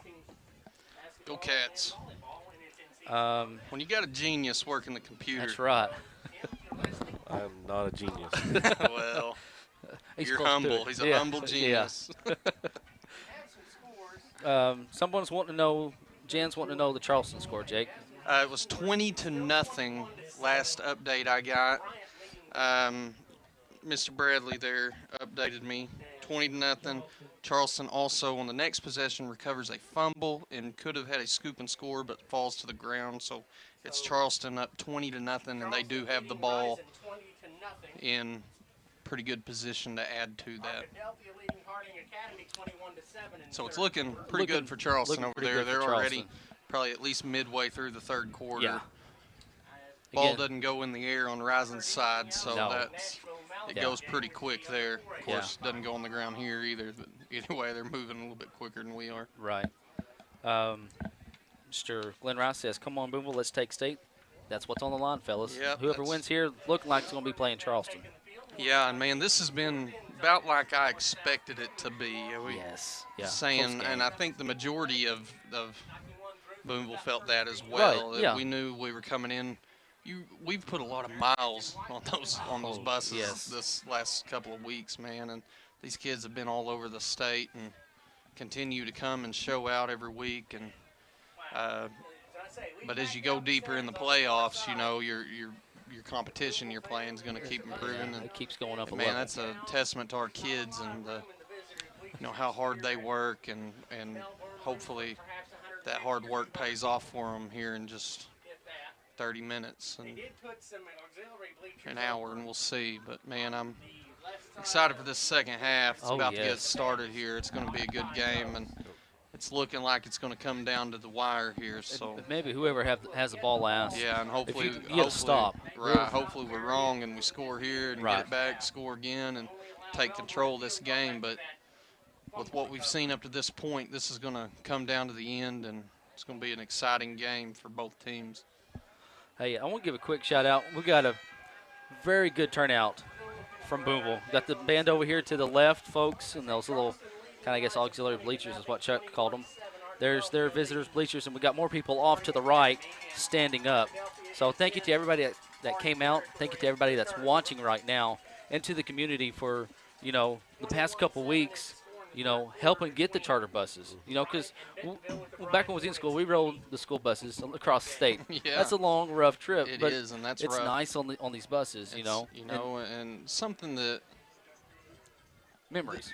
right, and a perspective that I have that a lot of people probably don't think about when you're coaching. Yeah. This gives you an opportunity to sit back and kind of get your mind right and decide what you're going to do. And sometimes it's harder to do that when you're behind the wheel driving. Yeah. So that, and not that it's a huge deal, but it's just something that goes unnoticed sometimes. And Yes. I know the Booneville coaching staff really appreciates that. And man, we live in such an awesome place. This We do. community comes together for our school so often. Doesn't matter what it's for. And Right, and even the band, they help the band yeah, as they well. help. They help the band get up here, and that band is just as important, man. Oh, yes. It's weird when they're not at the game. Oh, It's it's very quiet as weird. it is. And here's the kick from Ventura. High kick again, fielded by Connor Lentz, the freshman. And they're just going to blow the whistle. And they make me nervous every time they field that, honestly. He's kicking that if it's high. me, I'm just fair catching it there Yeah. and taking it and limiting the potential damage there. But Lentz does hold on to the ball there, and it's going to be Booneville 1st and 10 from the 36-yard line. Booneville moving to the north. Again, the stadium runs north and south here. North is to our right, south is to our left. First possession of the second half here for you Booneville Bearcats. You got Brooks and Washburn split out to the right over here. Hall goes in motion, hand off to Cody right up the middle. And a yard, maybe two, there on the carry by Cody. Yeah, not a lot of room to run there. Just kind of runs into a wall, but he is able to move forward and pick up a little bit there. That'll help future plays here. It's going to be 2nd and 9, maybe 2nd and 8 here for Booneville, looking to move down the field and regain this lead. Or gain the lead. It'll be the first lead of the night for Booneville if we are able to punch one in here. So looking for a new half, better half. We're going to have two receivers. That's Brooks and Washburn. Washburn's the bottom side of your screen, folks. Hall goes in motion, and it's going to be a handoff to Elliott up the middle. Cody's going to a lot of room to work there, 6-yard man. run. It's a great job. Yeah. It looks like he's going to be placed about a yard, maybe a yard and a half short, but either way, that's an excellent job by Elliott to give Booneville looks like they're going to place him 2 yards short, but that gives Booneville a lot more options when you move it up to so close to the line to gain there, and we'll see what Booneville dials up. 10:45 left to go here in the third. 3rd and 2. And it's just going to be a handoff to Cody right up the middle again. Cody's going to have the first down. Yep. Didn't have a lot of room to run there. He does pick up maybe 3 yards, but only needed the 2, so that's going to be 1st and 10 as we close in on midfield here. And Cody, I know he don't have a lot of yards, but his runs have been, to me, crucial, especially because he got that last touchdown. But he's having a lot of success. It's short, but it's there. Yeah, and nothing fancy about it, but it doesn't have to be to make it work, man. And as long as you're moving forward and picking up chunk yardage, you're in business. Hand off to Hall on the left-hand side. Trace is still on his feet. Almost 5 yards there on the carry. Yeah, they're going to put it right at midfield, it looks like. Now they're going to back it up. I'm looking at the side judge over here. Yeah. So they back it up to the 48. They only gave him about 2.5 yards on that carry, so it's going to be second, and we'll call it a 2nd and 7 coming up. Got 9:48 left to go here in the third. Washburn's pull out to the right, Brooks to the left. Elliott your fullback. Goff goes in motion. Right-hand side. Dax cuts back. Dax is going to have the fur. Looks like they're going to mark him maybe a yard short. Yeah. Yard short there. That's Dax's first carry of the half, and it's a good one. That's Goes a for good about, 6 yards. Yeah. Took about half the team to take him down. Yeah, they had to gang tackle him there, and pulls that up again. We're in a 3rd and 1 situation, 3rd and short. 9:12 left to go here in the third. Ball is on 45-yard line. Hall goes in motion. Hand off to Elliott up the middle. Cody's going to have the first down up to about the 39-yard line of Melbourne. Yeah, plenty of yardage on that carry. Good job just lowering his shoulder and picking up several yards. And Booneville's already back up, lining up to run their next play. It'll be a new set of downs, 1st and 10 from the 39-yard line. And I kind of like this. You know, he's going slow in the first half. Going a little bit quicker this time.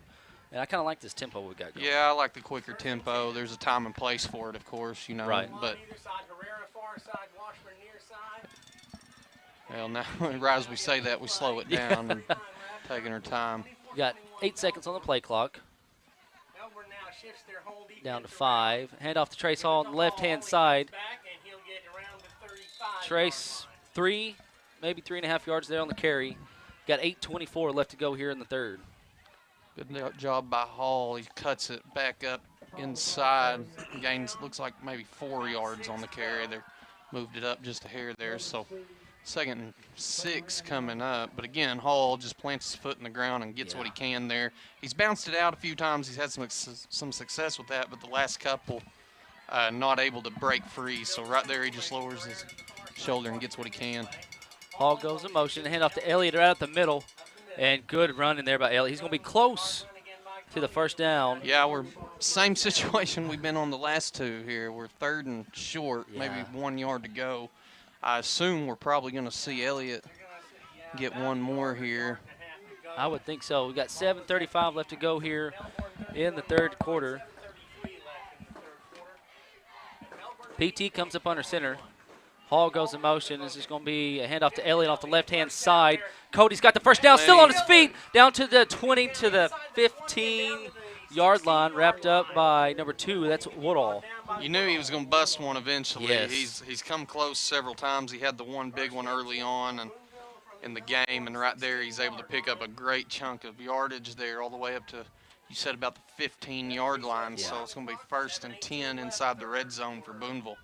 7:15 left to go here in the third. Got a shout out real quick. Miss Jessica Ashley says, "Let's go Cats." Band mom, Jessica Ashley. Son Hunter plays bass drum in the Bearcat band, watching from home in Booneville. And it's going to be a handoff to Dax Goff, and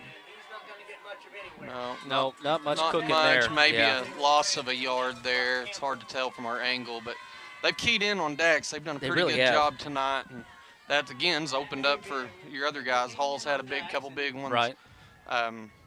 Elliott, we've called his name multiple times tonight, but he's also broke a few. So Yeah. they've done a good job keying, and we'll hope that he can continue to break out as the game progresses.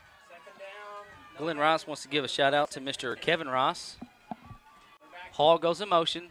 Hand off to Elliott again on that left-hand side for maybe a little bit longer, maybe 5, Yeah. I would think, 5.5. 5 or so on the carry. That's a good job to gain over half of what you need there. And now we're, What, 3rd and 5? yeah, third and 4.5 here. It looks like it's right in the middle there. But this is 4-down territory, so Yes. you don't have to get it all on this one, though we'd really prefer it. And Right. It'd make be me nice. feel better. 3rd and 4 coming up. 5:50 left to go here in the third. Ball's on the 10-yard line of Melbourne. And it's going to be hand off to Cody again on the left-hand side. I would think he's got that first down yeah, from that looks side like he's judge. From that judge over there, Yep. and they are going to give it to him. So that's a great job again by Cody Elliott, able to pick up the necessary yardage and move forward. Oh, Charleston scored again. Got a score here, Jake. Okay. 27-0. Charleston, that's in the third. Charleston has scored again, 27-0. That lead lies in third quarter. Hall goes in motion. Hand off to Elliott again. Elliott up the middle again. And He doesn't get a hold. Not a lot Not a whole- there, yeah. but he is inside the 10-yard. we're at the 2, maybe 1 yard line. We don't have a lot to get here, but like to punch it in on one more play. Booneville's, I can't tell how much time's left on the clock. We got Zach, 5:10. 5:10, so folks. we've Yeah. really eaten this A lot of clock clock. alive. Yeah, and that may be a key to getting this game, Yeah, back in our control. That's playing to our benefit. there. So we'll see. PT comes up under center. 4:50 left to go here in the third quarter. Sidestep. Touchdown, Bearcats. Woo! 4:48 left to go here in the third. That's going to make it 27-24 Booneville over Melbourne. And like Chuck said, that's a 7-minute drive. That's what you want. Yeah, it is. And then, in a perfect world, you get a quick turnover here and you have another 7-minute drive that Yes. ends in a touchdown. But either way, that's the first step. Right. Getting the first one in there to regain or to gain that lead for the first time tonight. High snap, and it's Ball's blocked. That was a high snap there. Again, in Arkansas, that's not returnable. Right, once it's blocked, it's called dead. So unfortunate break there for the Cats. Yeah, Changes things a little bit now. Field goal tight. right. That'll put you in a situation where you're probably going for two later. next time Yeah. you score, which is hopefully very quick. But either way, you can't take away the touchdown run there. So No. it is 27-24. Booneville with a 3-point lead Hey, deep into the third quarter. take this time real quick to thank our sponsors for the app and BoonevilleBearcats.com. Our exclusive broadcast advisor, First Western Bank, serving our local communities for 110 years. Our premier sponsors, 5B Properties and B-Plus Storage Solutions. You can see Calvin Bennett for your rental needs. And Community National Bank. Let Brett Cook and the staff take care of your banking needs. Score in Charleston, we've got 27-0. Charleston over Rising started the fourth quarter, although Charleston has fumbled inside their own 11-yard line, and Rising has recovered the ball. So Oh, wow. Rising looking to do something to get some sort of momentum going over there in their home stadium. Right. Marcos Major to do the kicking. He's already kicked one into the end zone. High kick. Got a fair catch at the 23, 24-yard lines where Melbourne will take over for the first time in the second half. 4:48 left to go here in the third quarter. And I'd like to see what the Cats defense is going to do here. Done pretty good towards the end of the second quarter, the first half. Yeah, they got the big stop. They were able to hold them to 3 when they were inside their own 5-yard line late in the second half. Or just as the clock expired, they got that field goal. So 2 wins there for the defense, looking to build on that. 2 receivers to the left, 1 to the right. Trey Wren's your quarterback. Langston is your halfback. Pistol formation here for Melbourne. And looking. Got some pressure here. He's still looking. And he's just going to throw it up. And, ooh, almost. Hey, you got to give credit to, that's PT and Dax Goff, or PT. Pardon me, Dax was in the area. But Dax and PT there on good coverage, Yeah, knocked and that away. that was intended for Carter Bray. I'm not so sure he wasn't trying to just throw that thing out. Well, that's what I'm and thinking. Off throw there, but either way, Bray has to come back and play a little bit of defense there just to knock it down. It's a good job by him, and a great job by our secondary in the coverage and line with the pressure. It's going to bring up 2nd and 10. Looks like it's kind of clear out. Wind maybe blowing a little. Mr. Will Houston was telling me he's up on the press box with Kenny Glenn. It was misting earlier, kind of sideways. A little is what he had said. So Langston going in motion over here and intended to Mr. Glenn, or not Glenn. Grant Wren. Is he going to be? Looks like they're going to mark him a little short of that first down. Now this potential big play right here for the defense, you get a big stop here, and that forces Melbourne to make a decision. So either punt or they want to go for it. But yeah, and if you don't get it, you're giving our Bearcats, the ball back. Good territory. Yeah, and perfect territory here to start. So looking to make Melbourne make that decision here with a big stop on this third down play. 3rd and 2, balls on the 31-yard line of Melbourne. 4:34 left to go here in the third. 2 receivers to either side. Bearcats shift. Wren calling for the ball. He's looking, and he's going to be wrapped up for a loss. That's Mr. David Hicks. Yeah, there you go. That's that big play we were talking about. Yes. Now this forces Melbourne into a situation. What do you do here? They're got about, looks like 2 yards to go here. And, I mean, I can understand the play call to go for it here. You haven't proven that you can consistently stop this offense up to this point. Right. Now, this is a case your Booneville's got to be careful here. We're not jumping. Right. Case of a hard count. Yeah, hard count, something like that. If I was coaching, that's what I would do here. Right. Try to make something happen and 3:50 suck some of that momentum. left here in the third. 4th and 2 from the 31. That is Grant Wren going in motion. Trey Wren's looking and got some pressure from David Hicks again. Able to get away, looking to throw, and incomplete. That is broken up, Mr. Jace Washburn, sophomore. Yes, sir. Jace Washburn has been a huge pickup for this Booneville team. Yes. Pickup, like they bought him in free agency, signed a 5-year contract. Right. Here. No, but he's done a great job stepping in. What I mean is a sophomore. Yeah. And, you know, early on you could tell he was a tad bit overwhelmed, but that kid has grown up out there on that field this year, and it's been awesome to see. And a great job by him to push that thing away. And now a touchdown, if Booneville's able to come up with it, gives you a little bit of cushion and makes this a 2-score game. Great job by the Bearcat defense stepping up and taking advantage of it. 3:33, Cats are on top, 27-24 over Melbourne. So 1st and 10 from the 31 of Melbourne. Washburn spread out to the right, Brooks to the left. Hall goes in motion. It's going to be head off to Cody again. Why not? Left-hand side, and he's going to drive them legs. He's going to be close. If not, have the first down there, guys. Yeah, that's a good job, boy. And we've said this 1,000 times. I feel like I just keep talking to myself eventually, but he is an undersized kid that plays like he's an NFL back. I mean, he built huge, you know, and that's what you got to have, and that's that Bearcat mentality that so many kids have come through here with, and that's a testament to everyone in this community getting those kids ready for that, and that's a big pickup. 1st and 10 from the 20. 3:12 left to go here in the third. Hand off to Cody Elliott again, right up the middle.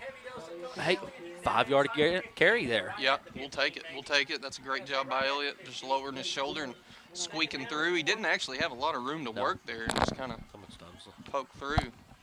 We got 2:55 left to go here in the third quarter. And what do you think so far, Isaac? Now that everything's never mind. What do you think, Isaac? Yep. Don't do that.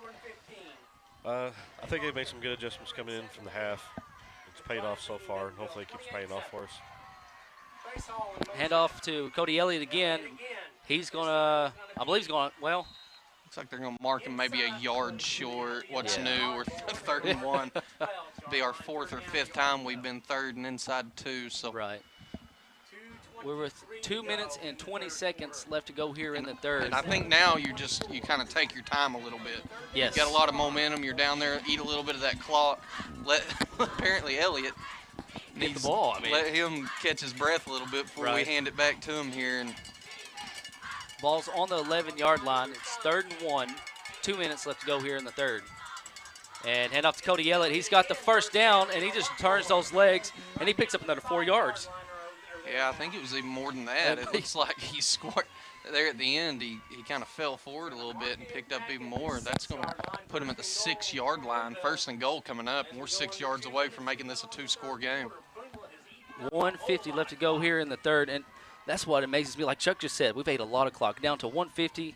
Now it's down to 145. Yeah, we've essentially had this ball the whole quarter, which is what you got to do in a game that you can't stop anybody. Yes. Early on, you slow them down, and that's what we've done. Hand off to Elliott again, right up the middle, and Cody's going to be touchdown. Bearcats. That comes with the 1:28 mark in the third quarter, makes it 33-24. And looks like we're going to choose to kick the point after. That will make it a 10-point game. I think that's a good call in my opinion. You know, maybe later on you may go for 2. Yeah. I mean, 10-point game keeps you in a situation where you got to 2 scores and they can't. You don't get it here, and then they can go up with a field goal. So. Better snap that time. The kick looks good, and it is good. 1:28 left to go here in the third. Booneville Bearcats are up 34-24 over Melbourne. We'll take a little break. Bear back. You're watching Bearcat football.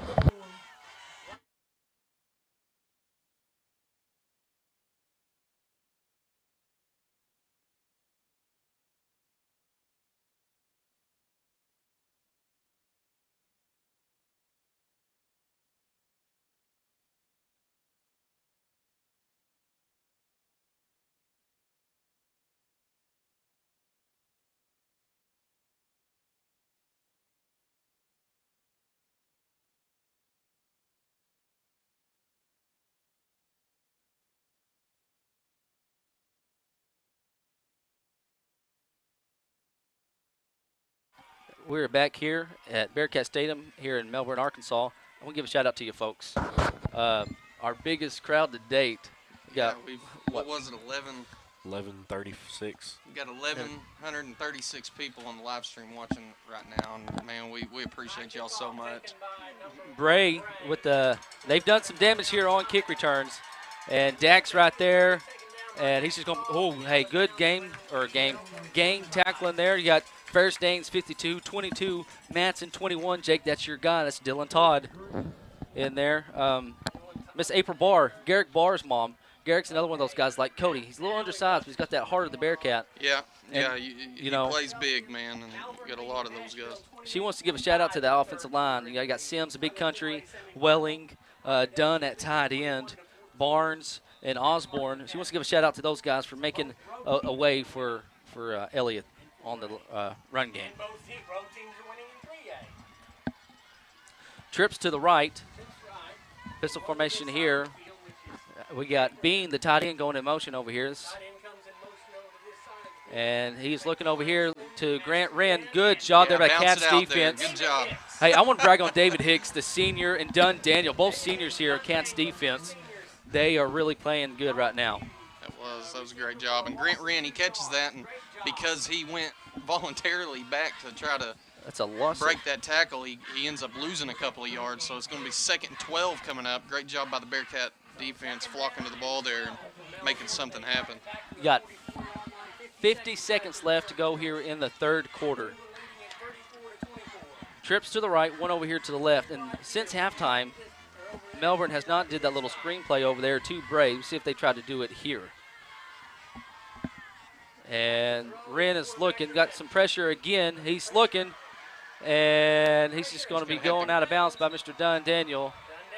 Good job by Dunn forcing him out of bounds. I got a little nervous there. We were going to have a late hit. Yeah, I did he too. He did let go of him as they crossed the line, and that usually if you do that, they give you the benefit there. Right. It's a great job. It's another loss. It's going to back it up another, where are we, back 5 from it now? So got a 3rd and 15 coming up. And one big play away from getting that ball back and having the ability to really force the agenda here for the Bearcats. Yes. Ball's on the 42-yard line of Melbourne. Like Jake said, it's third. They got 3rd and 14 on the screen. 28.5 seconds left in the third quarter. 2 to the right, 1 to the left. Bean is your tight end on the right-hand side. Langston's your halfback, and Trey Wren is your quarterback. He's got some pressure from the backside by Hicks again. Throws deep, high pass, and does Washburn get it? Oh, man. Okay, but that's okay. Now we do have a flag. Got a flag. And it looks like they may be calling a late hit. Yeah, that's what I'm wondering. On the quarterback. I didn't see it. Once the ball went in the air, I followed it. I didn't see the conclusion of the play on that end. We'll see what the head official here. We'll see. 2 flags are down. One's at the 30. So there's 2 flags, Chuck says. Yeah, there's Got a personal Foul. foul, roughing the passer, and both flags were on that. So that's unfortunate, man. We had a big stop there, and it's going to give them a fresh set of downs. 15-yard penalty, and the quarterback did come up gimp there. He took a lick. I don't know who hit him on the end of that. Yeah. Looked like he had Plymouth and Hicks in pursuit. I believe it was. That's 2 guys I would not want to be hit by. No. And Washburn, you know, even if he would have intercepted it, they wouldn't have counted because of the penalty. But that would have gave him 4 interceptions. There wasn't a penalty. The Cats have 11 interceptions on the year. Yeah, that's great. They've had a lot of success there, especially with the early on struggles that we had. And looking to continue to play big here. Boy, that's a huge gain. Yeah, it is. I must not remember where we were at. We was at the 42-yard line so on the other side. I was thinking we were a little bit further back, but. Or no, I guess we were, weren't we? First down, Melbourne. This ball's going to be placed at the 44-yard line here, 43. 21.9 seconds left here in the third. 2 to the right, 1 to the left. Bean is the tight end over here on the left-hand side. Wren is your quarterback. Trey Wren, that is. He's looking a little, setting up the screen to the tight end over here. And he just kind of slips. Down, yeah. Slips down just short, yeah. Just short of the line to gain. So it's going to be 2nd and 1 coming up. A little 9-yard completion for. That's going to be the final play. Yeah, that's number 12, Chase Bean. And that'll do it for the third quarter. So at the end of 3, it's 34-24. Booneville Bearcats over Melbourne Bearkatz. We'll take a little break. Bear back. You're watching Bearcat football.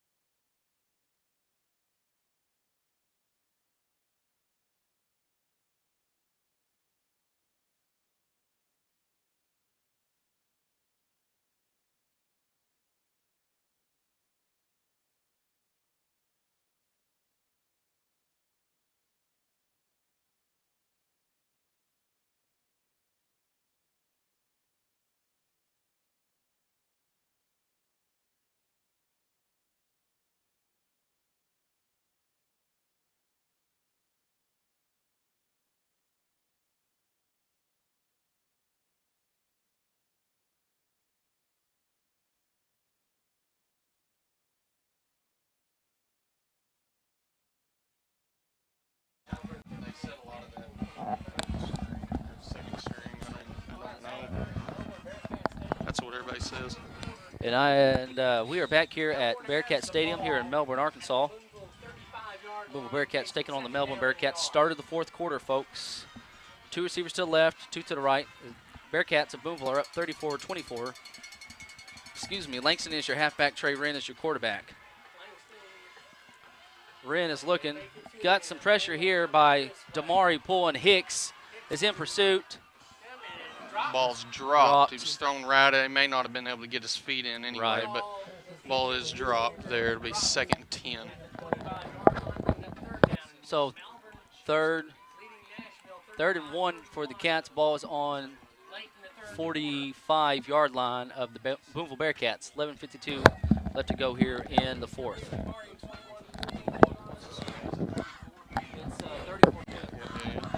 I forgot to add the extra point. Oh. James Brackney, thanks for the tip there. Yes. Get that Thank you. scoreboard corrected. We appreciate you. Everybody in tight here. Third down. And looks like he's probably going to have that. Yeah, needed a yard, and he looks like he gained 2. So Yeah. it's going to be a new set of downs here.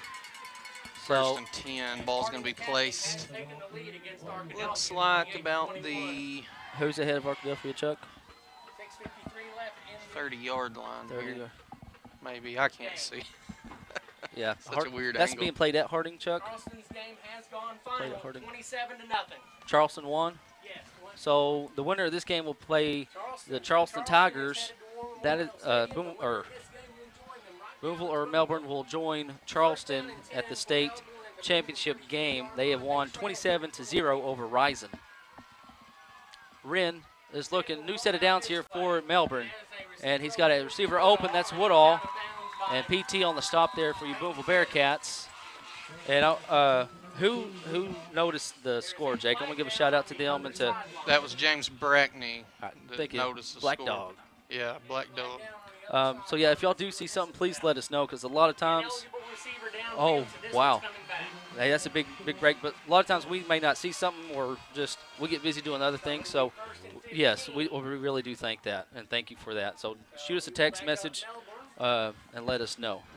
We had an ineligible man downfield penalty, which will erase that and be a loss of 5. So it's going to be 1st and 15 now.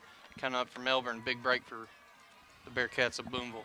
Ball's going to be on the 38-yard line of the Booneville Bearcats. 11:18 left to go here in the ball game.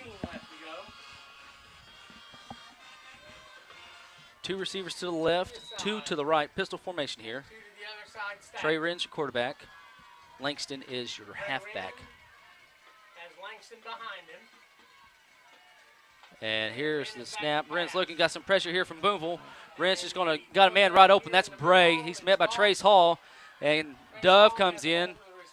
He's going to be close to the first down. Yeah, it looks like it's a gain of about 14 yards on the play, so it's going to bring up 2nd and 1 now. We got the benefit of the penalty the play before to make that a stop for the first down, but either way, that's going to move it up a big chunk gain right there. Yes.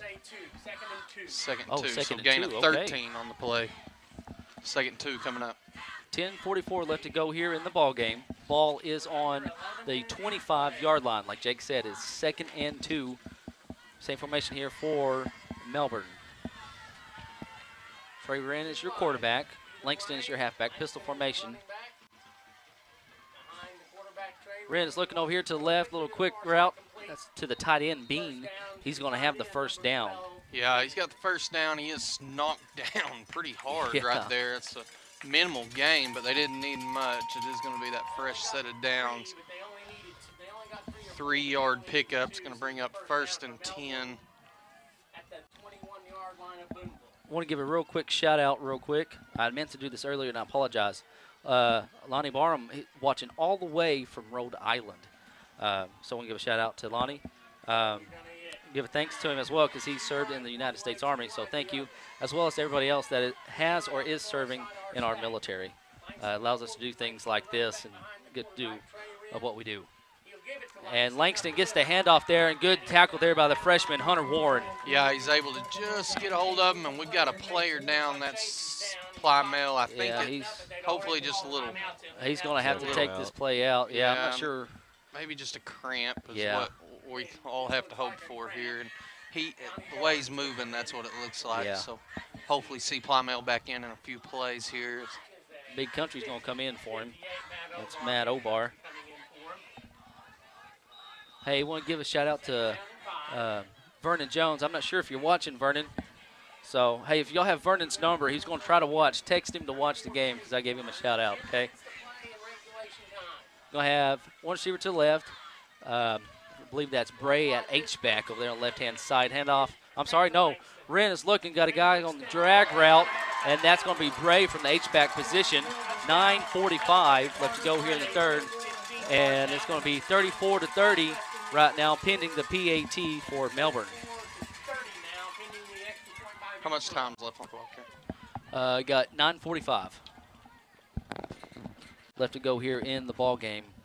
And swinging gate formation. Bray just lined up at that H-back, what they call H-back. Just a little drag route there, kind of behind the linebackers. And yeah, he's had a lot of success with that route. That's the 4th or 5th time at least they've run that. That's went for a large chunk of yard. Yeah, they got a false start there. False start, all right. The left guard or tackle moved.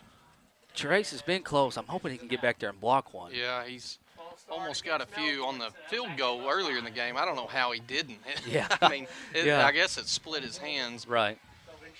He was over the top of the ball and it snuck through. Now, this is a loss of 5, so they will reattempt the kick here. Yeah. Now, he does have the leg to reach it. He does. But it does make it a little more challenging. Booneville hoping that that falls to their advantage here. Ventura is the kicker for Melbourne. I believe that's number 2. Woodall do the hold. With 6:10 left in the game.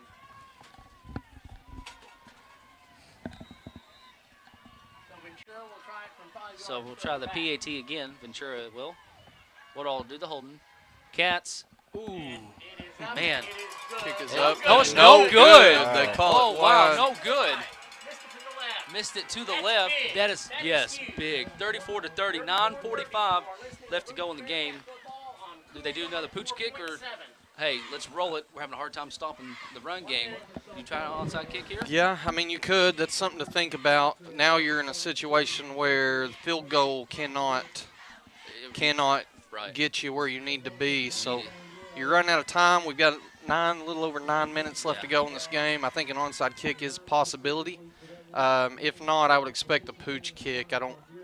They haven't done anything differently, and it's worked. Now, if I'm Booneville and they pooch kick it, I am fair catching that and not Yes. having a worry in the world. Yes. Getting under that, catching it, and give that thing back to the offense.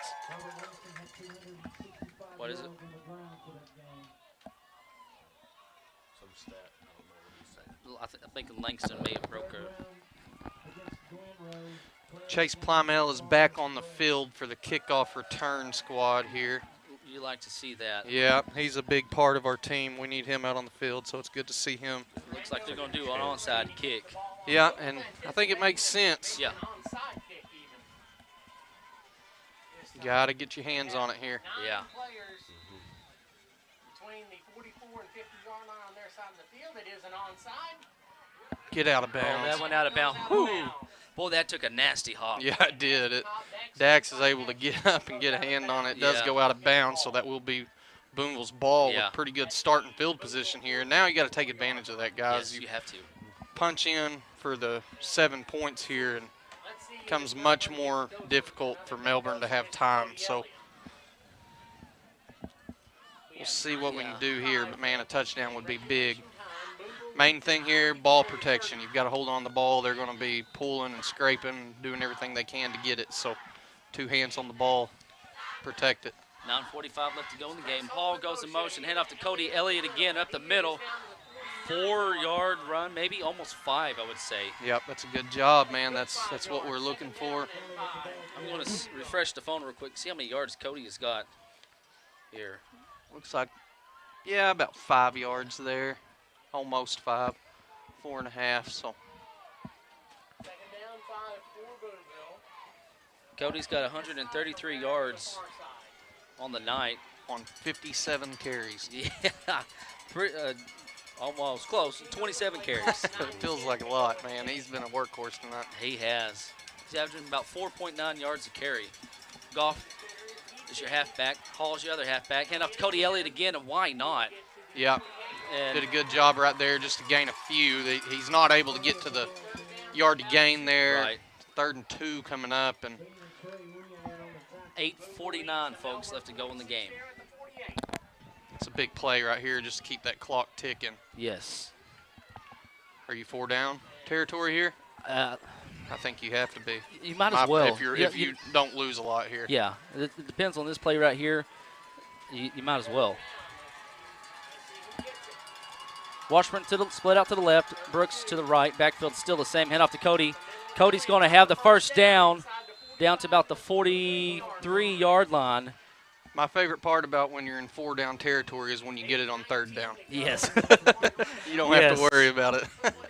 That's a great job, man. I feel like every 5 seconds I'm saying great job by Elliott there.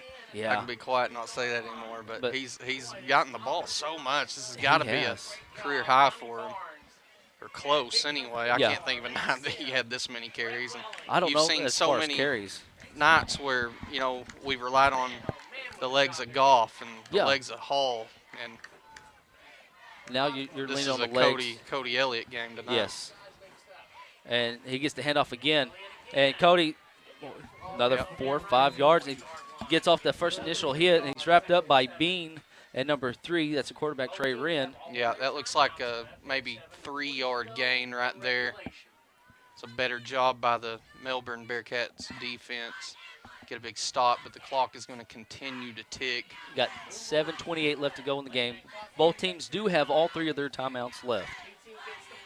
Booneville Bearcats are on the 40-yard line of Melbourne. PT's your quarterback. Hall's your right halfback. Golf's your left halfback. Hall goes in motion, and ball's out. Luckily, Dax picks it up.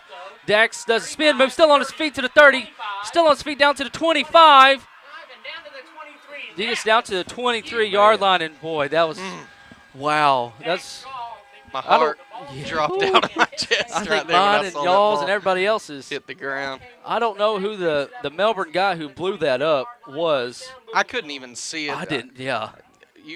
The back of your head looked real nice Oh, on that play. That's what I was thank looking you. at. Was that a pitch? I think it was just It was a botched handoff. Okay, so he hit him while he was trying in that mesh pattern there. okay. So I couldn't tell what happened. So Yeah, I think he was trying to pull it, and okay. it ended up going out the back. hand off to Elliott again on the left-hand side. Yeah. We tried That's to run that play to the right side, and it didn't quite work. Yeah. right. Okay. Well, quit doing that. Then. Yeah. We're gonna Yeah. Keep running left. It's been working. Yeah. No, Yeah. you got to mix it up and show different looks. You do. I mean, otherwise, they'll just stack it up right there. Yeah, yeah. So it's a good job by Dax to have the awareness to get down there and pick it up, and he was able to find a hole and little running room there and big chunk of yardage gained. 6:12 left to go here in the ball game, folks. Bearcats on the 19-yard line of Melbourne. Like Jake said, it's 2nd and 6. Hall goes in motion, and Elliott again. Another 2-3 yards there on the carry. Clock down to 5:52 left in the ball game. Looks like we're about 3rd and 3 coming up. Again, we're in 4-down territory here. Clock's going to continue to tick, and 5:38, folks, left in the game. I don't think we're in a situation where we'll choose a timeout yet, but if Right. we don't pick it up on this 3rd, we may eat a lot of the clock and then call one on 4th. Hall goes in motion. It's going to be a handoff to Elliott again.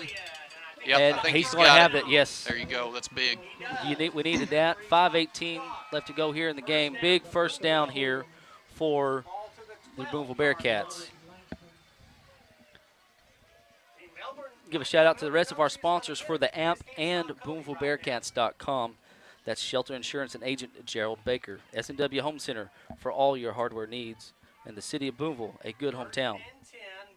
We got a little bit more time. I also want to thank Patriot Underground and Taylor Needert. First Booneville, home of First Booneville students and First Booneville kids. Booneville Family Dental and Stacy Hobart Photo Art. Her and Mr. Bill are here tonight taking some pictures, and we'll try to get those shared for you. They always do a good job. And Elliott again gets down, 9-8 line. Yeah, not a lot of room there, and they're keying in on it. And Yeah. I mean, you might as well. Yeah. You've been bust for it. He was able to gain 3 there.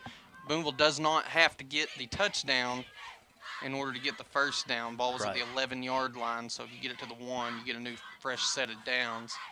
4:27 left to go in the game, folks. If you're going to get to the 1, though, you might as well get in the end zone the way I look at it. So 2nd and 7 coming up.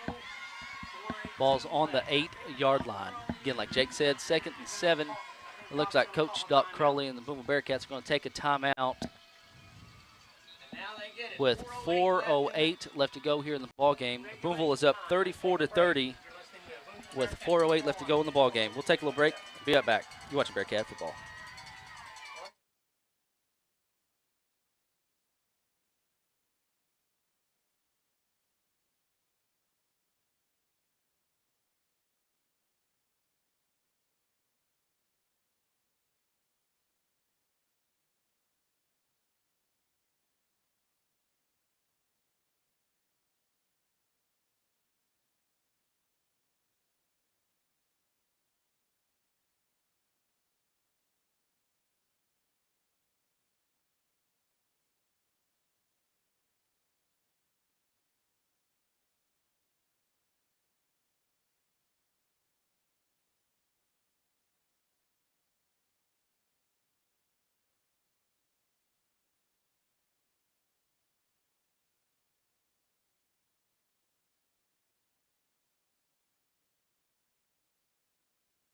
And we are back here at Melbourne Stadium. Got a quick shout out, and Jake, I'll let you get that score real quick after this. Miss Holly Marsh, she wants to give a shout out to Brandon, Aiden, and Lily Marsh watching from Greenwood. They say, "Go Cats." And then also got another one, Miss Jennifer Bogart, her son, number 40, Desmond Conley, Grandpa Joe and Uncle Paul from Arkansas, past Texas. They say, "Go Cats," and they are proud of you. Dex gets the ball. He is brought down at What, 2? 2-yard line, I think. We get the first. I can't tell. They're Looks gonna like they're still going to measure. measure it, so All it's right. right on it. So, They say first oh, down. Oh. gave it to him. Gave it to him. Okay, I was going First to have and Isaac. I goal. was going to have you zoom in there. All right. Got 4 plays to get a yard, boys. 3:55 left to go in the game.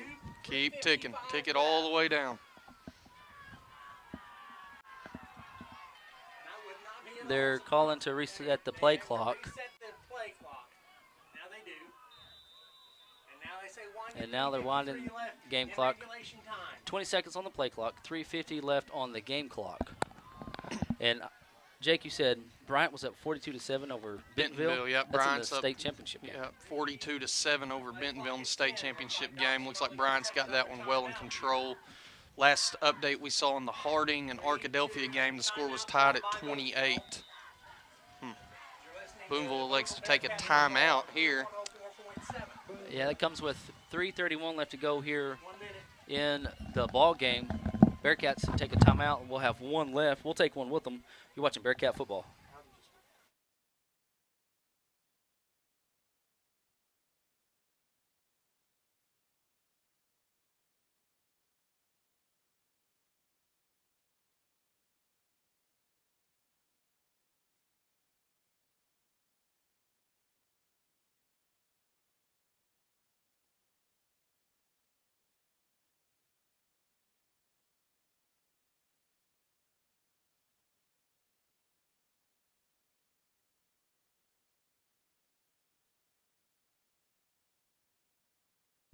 And we are back here at Bearcat Stadium, home of the Melbourne Bearkats. 3:31 left to go in the ball game. Booneville Bearcats are up 34-30. Folks, ball's on the 1-yard line. It is first down, and PT's going to come up under center. Elliott's your fullback. Hall goes in motion, and it's going to be a handoff to Cody Elliott.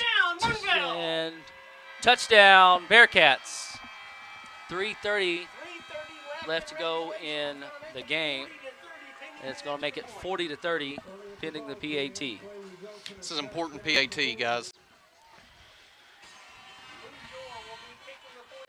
You do this, and that forces it to 11, and then you're in a situation where you probably have to go for 2 if you do score the touchdown, and if you don't get it, then it's a 4-point game, which eliminates the ability to kick the field goal. The kick is up, and it is good. So Splits the uprights. 41-30. Ethan. Wow. So Harding Academy kicks a field goal as time expires to beat Arkadelphia. They'll play 31-28, and yeah. they will play Malvern, Yeah. who is most likely Malvern, who's currently up 49-31 over Nashville with just Wow. a few minutes left in that game. I think last time I heard it was about 5 minutes left in that game. So They're not the same conference. Yeah, 3 of the 4 teams in the semifinals in 4A yeah, from the same all conference. the same conference. Out of 4A. 4A7. So that's a strong conference. Yeah. Harding Academy, not careful, they're going to find themselves in 5A. Yeah. Courteous new- of that new that sportsmanship, not the sportsmanship. Private school. Private school, accommodate, whatever. Competitive equality. Thank you. Is that what it is? Yeah. And then Genius. also, I think Mr. Leland Barclay tweeted out that Shiloh and PA, since they're going to be in the state championship games, they will not be chance to go down at all. So Right, yeah. they've met all the requirements to get booted up. I hate that. It just brings a tear to my eye. That's not really, folks. All right, so Booneville's got the 11-point lead here with time left on the clock. Zach, what is it? Oh, 3:30. Sorry, I was seeing. That's all right. 3:30. I can't. There's no possible way I can see it from in here the way it's set up. So. Right. 3:30 left to go here in the game. Marcos to do the kicking. Give you some of the guys out here on the kickoff team. Number 3, Connor Lentz. 34, Goff. 44. Sorry, it's 14. That is going to be Damari Poole, who is going to be the first man back there to Woodall. And you got Connor Lentz over here going to push him out of bounds. There you go. Good job. And that's a good job there by Connor. We do have a flag on the field. I would love for that to back it up a little bit. We'll see what they call here.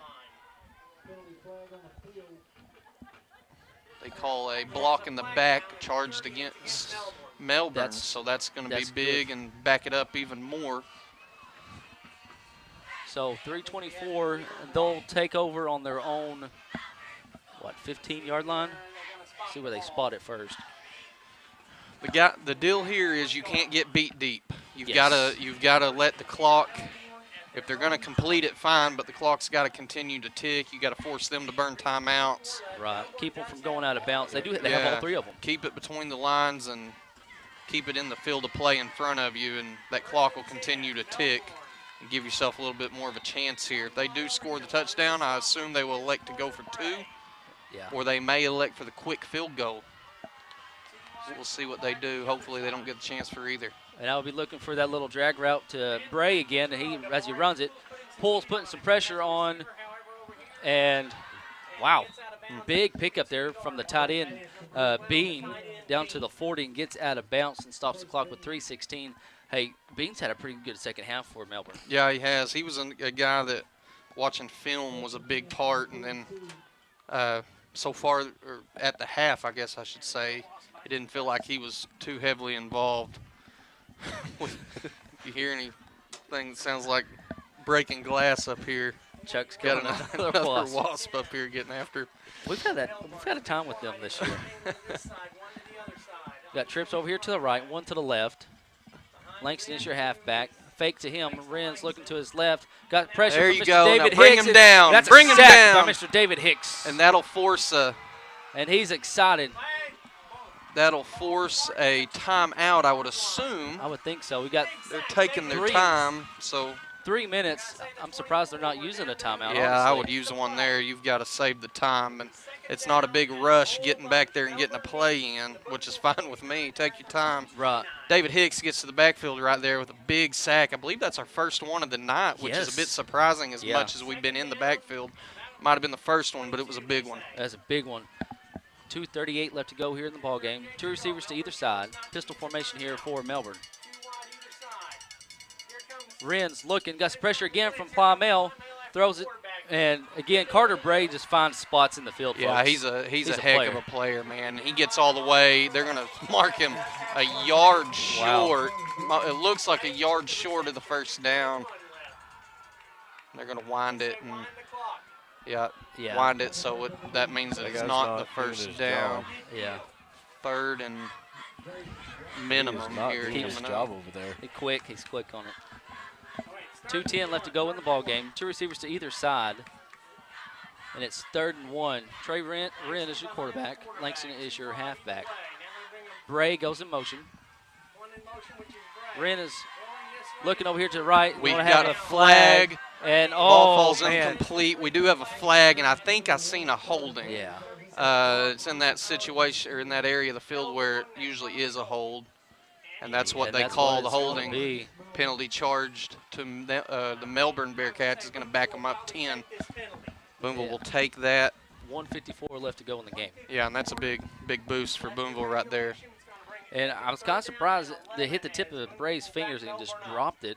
Just a little too much out of the reach. Yeah, he had to get rid of it quick. He threw it at a little more of an angle than he has for most of his throws, and I had to get it up over a guy, and that's going to back it way up. Yeah. So we go from a 3rd and inches to a 3rd and 20? 20?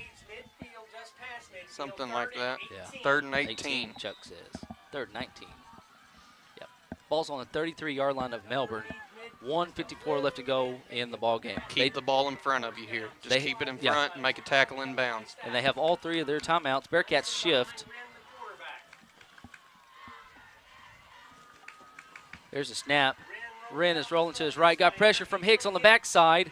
and he finds Woodall, and he may have got a toe down. He did. That's an Hey, excellent wow. catch. I will say this. I don't like bragging on the opposite team Yeah. because I don't like, well, let's be honest, I don't want anyone else to have success over Boone when Yeah, we're no, I playing agree. Booneville. I But agree. I will say this, Bray, Woodhull, they've got some athletes on that side of the They field, do. man. Their receivers are, I mean, And then you've got the quarterback. He's been spot on all night. They've got a Yes. heck of a kicker here.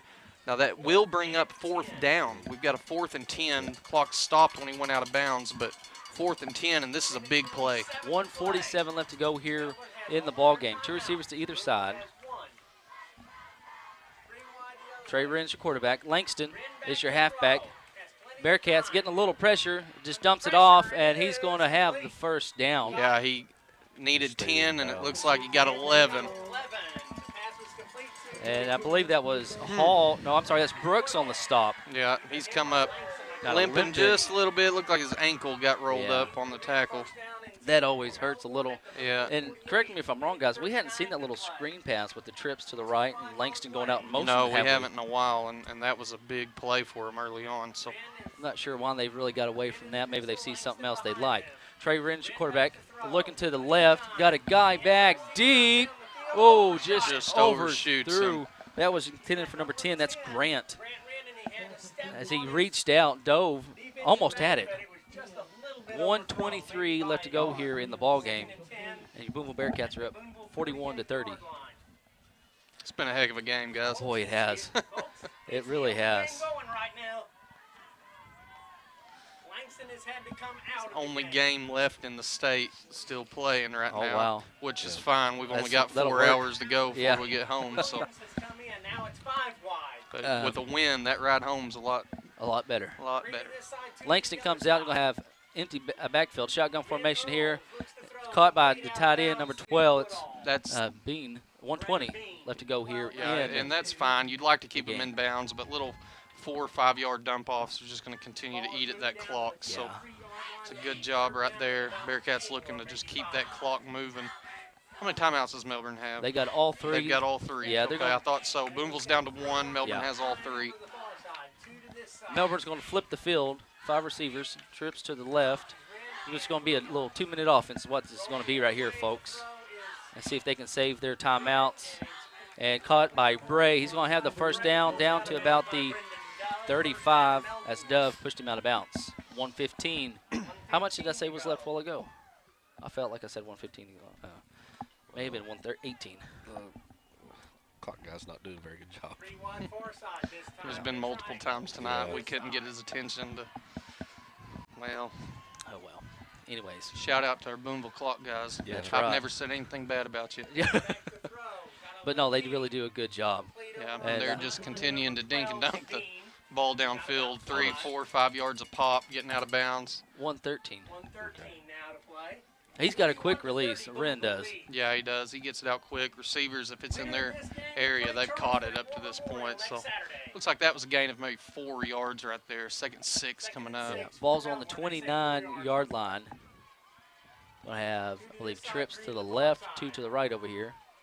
Wren's your quarterback. And caught by number 11. That's going to be Williams. I think it's the first time we've called his name tonight. Sophomore for Melbourne. 1:09 left to go in the game. Melbourne does have all 3 of their timeouts. And since they've gone 5 wide, they've had a lot of success. Get you spread out.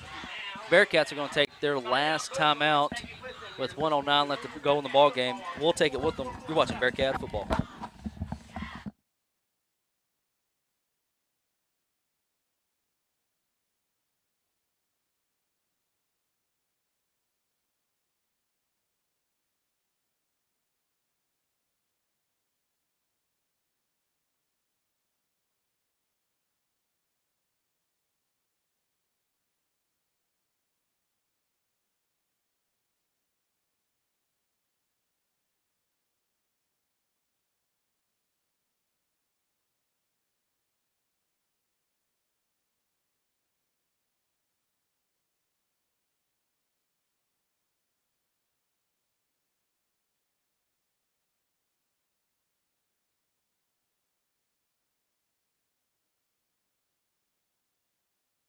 And we're back here at Melbourne, Arkansas. Almost said Melbourne Stadium.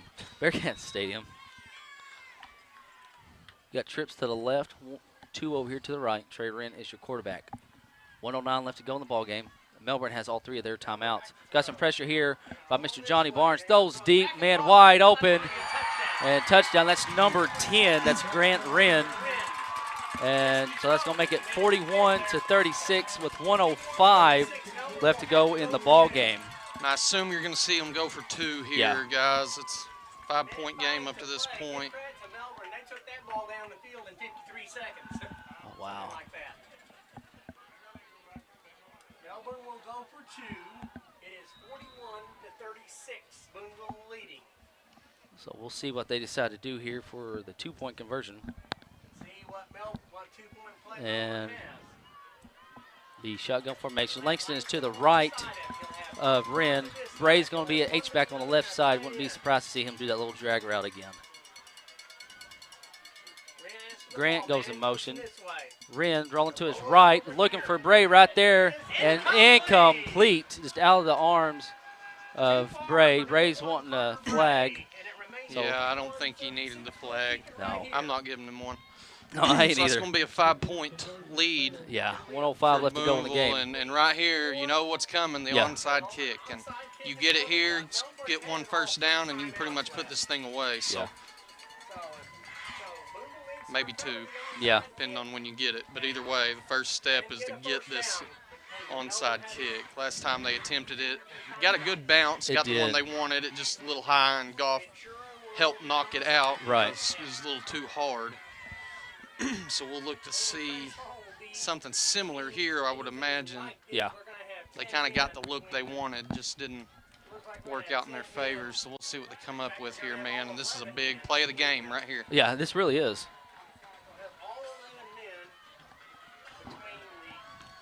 And he's way Ventura's angling. It's going to come over here towards PT and Plymel, Yep. unless he decides to do a little trickery and kick back. But It's a good bounce. And Wow, Melbourne gets the got it. ball. It got the bounce they needed. Melbourne comes down with it with, oh, man. Oh, man. So it'll be Melbourne's ball at the Booneville 46 with a chance to go down the field. Well, yeah, Melbourne. Go ahead. Yeah, they've got all 3 timeouts. That's Grant Wren on the recovery there for Melbourne. Again, got that high bounce from Ventura. Cats defense is going to have to come up big. We don't have any timeouts. I'll tell you what this has the feel of is that Booneville Prescott game back in 2018. Just Yes, it does. coming down to the wire. Melbourne's able to come up with the onside kick there. Hey, we do have the Christmas parade tomorrow night. It starts at 6, and Santa will be at the City Hall afterwards. So 1st and 10, 1:04 left to go in the ball game. Ball's on the 45-yard line of the Cats. Empty set here for the Melbourne. Wren is rolling to the right, and he finds, I believe that's number 2. That's 2. That's Woodall. And they're just going to dink and dunk again. Oh, here, all right. 1:01 left to go here in the game. And again, they do have all 3 of their timeouts. Yeah, they've got plenty of time, so it's going to be up to Booneville here to get a big stop. Yeah. 41-36 is your score. Ball is on the 35-yard line. Wren is rolling to his right again. I don't know how. And incomplete. Ball falls Yeah. incomplete. That was We do intended have to a break. flag on the field. I Be believe a it was a hold. hold. Yeah. It was a pretty obvious one Yes, on it David was. Hicks. And that will help. That'll move the ball back 10 yards from the spot of the foul, which looks like it was behind the line of scrimmage. Yeah. So it'll be 1st and 20 here coming up, and that's a benefit to the Bearcats that they need to take advantage of. Yeah, you got 58 seconds left to go here in the ball game.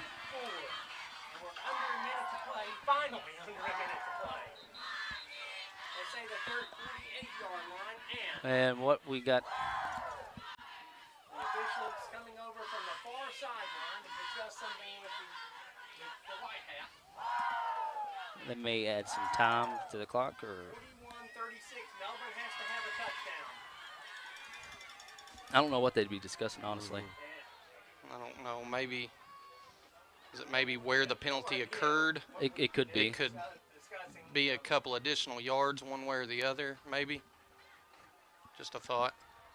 And they're going to come over and talk to the coach. In fact, both coaches are going to Okay. get talked to. So they're talking to the Melbourne coach. I'm guessing they're going to go talk to Doc. Steve Smith getting talked to over here. They're going to go on the other side, talk to Coach Crowley.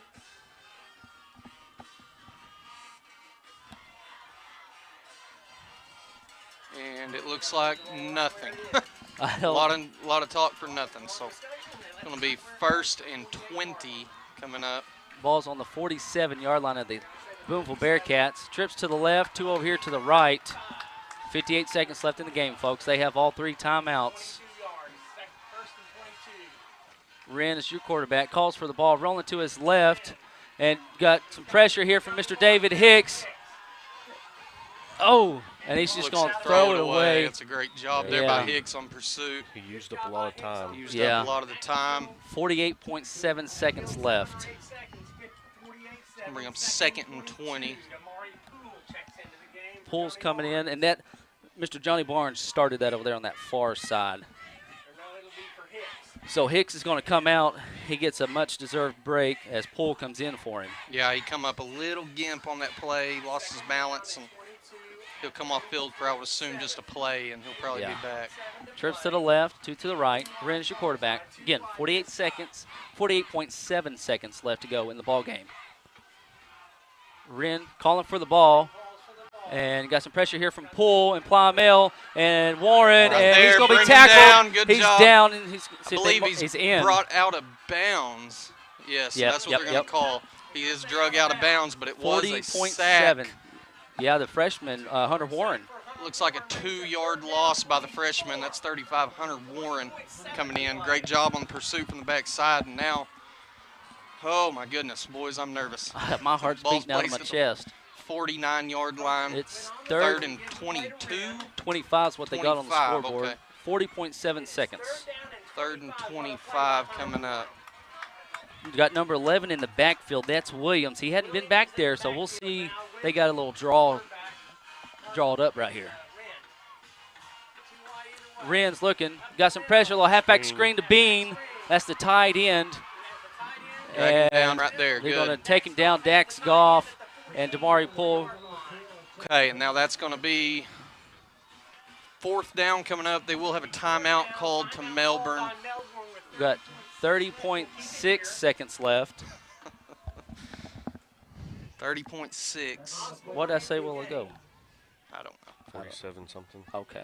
40. Yeah, the ball's on the 45-yard line. I'll tell you what, we're going to take a quick break. I'm going to catch my breath. We'll be right back. You're watching Bearcat football.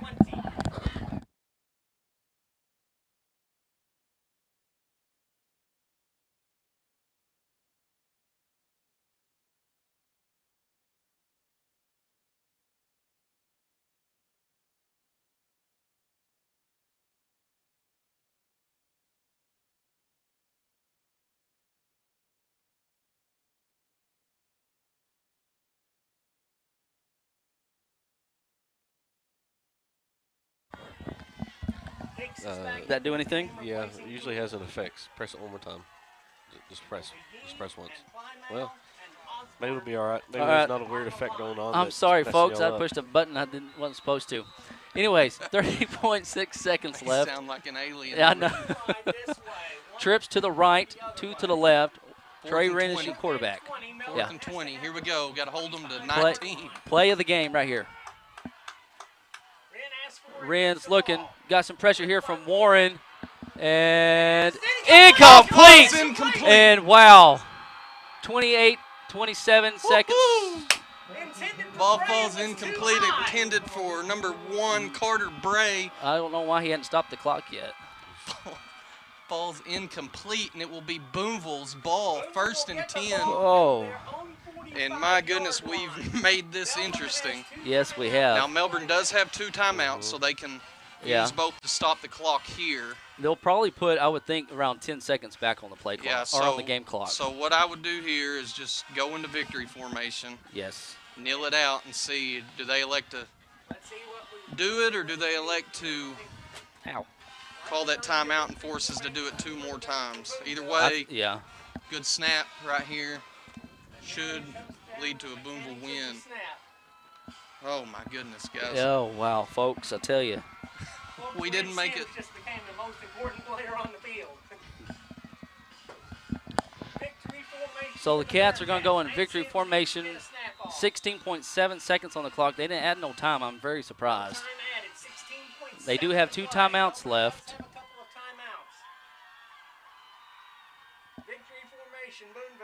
And we'll see. And they elect to call the timeout. And I mean, why not? You might as why well. Not? You never know. So we'll do that again. They'll probably elect for the other timeout. Yeah. Is our clock ticking again? No, it's down to 10-1. Extra seconds, yeah.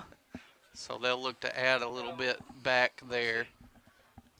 I don't think it's a matter of if they're going to add time, it's how much.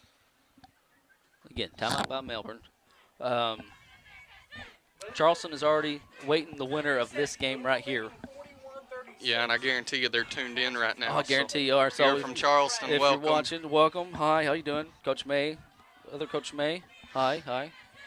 Bryson, you owe me $20 if you're watching.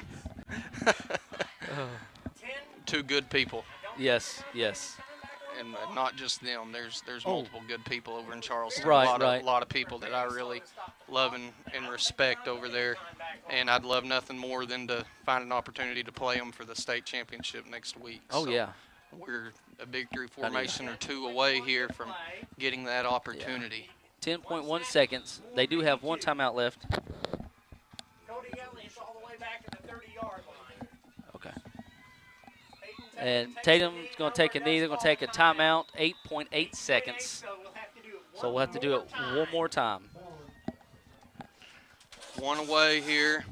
1 play away. Hang on to your seats, boys and girls. Whew. Well, we didn't make it easy on us. No, we didn't. Got the ball back, or Melbourne got the ball with the Cats up 11 with a little under 4 minutes to go. Yeah. In the game, able to get the touchdown pass in the back of the end zone. 2-point conversion falls short. They elect to go for the extra, or for the onside kick. And they get it. They get the roll, get the bounce they needed. Penalty backs them up, and Booneville's able to come out with a big stop on the 4th and 20. And barring something awful here, right, Booneville will take a knee and head to the state championship. And just so you know, we have closed the glass. That's why there is a glare, okay? And we got beanie bobble hat right there. And that's going to be your final. Booneville Bearkats 41, Melbourne Bearkats 36. At War Memorial Stadium next Saturday. And if you haven't heard, next Saturday it'll be Booneville versus Charleston. Final score 41-36. 41-36. Booneville will take on The Charleston. Yes. In the 3A state championship. What a season, man. Yes. Hey, let's give a shout out to Melbourne. First time in the semifinals. Their 10th year of having football. And best season they've ever had, 13-0. Very good team. They should have some guys, I would think, come back next year. So they're going to lose Bray and Trey Wren, but they've got, let's see, where's the other Wren? Number 10. He's a sophomore. They got a couple other sophomores and the halfbacks coming back for him. But, hey, let's give you some stats. We'll talk about the Bearcats, Booneville Bearkats, that is. Your final score, again, Booneville Bearkats 41, the Melbourne Bearkats 36. Melbourne, 60 plays, 445 yards of offense, 20 minutes and 3 seconds time of possession, 11 carries for -2 yards, 36 of 49 passing for 447 yards.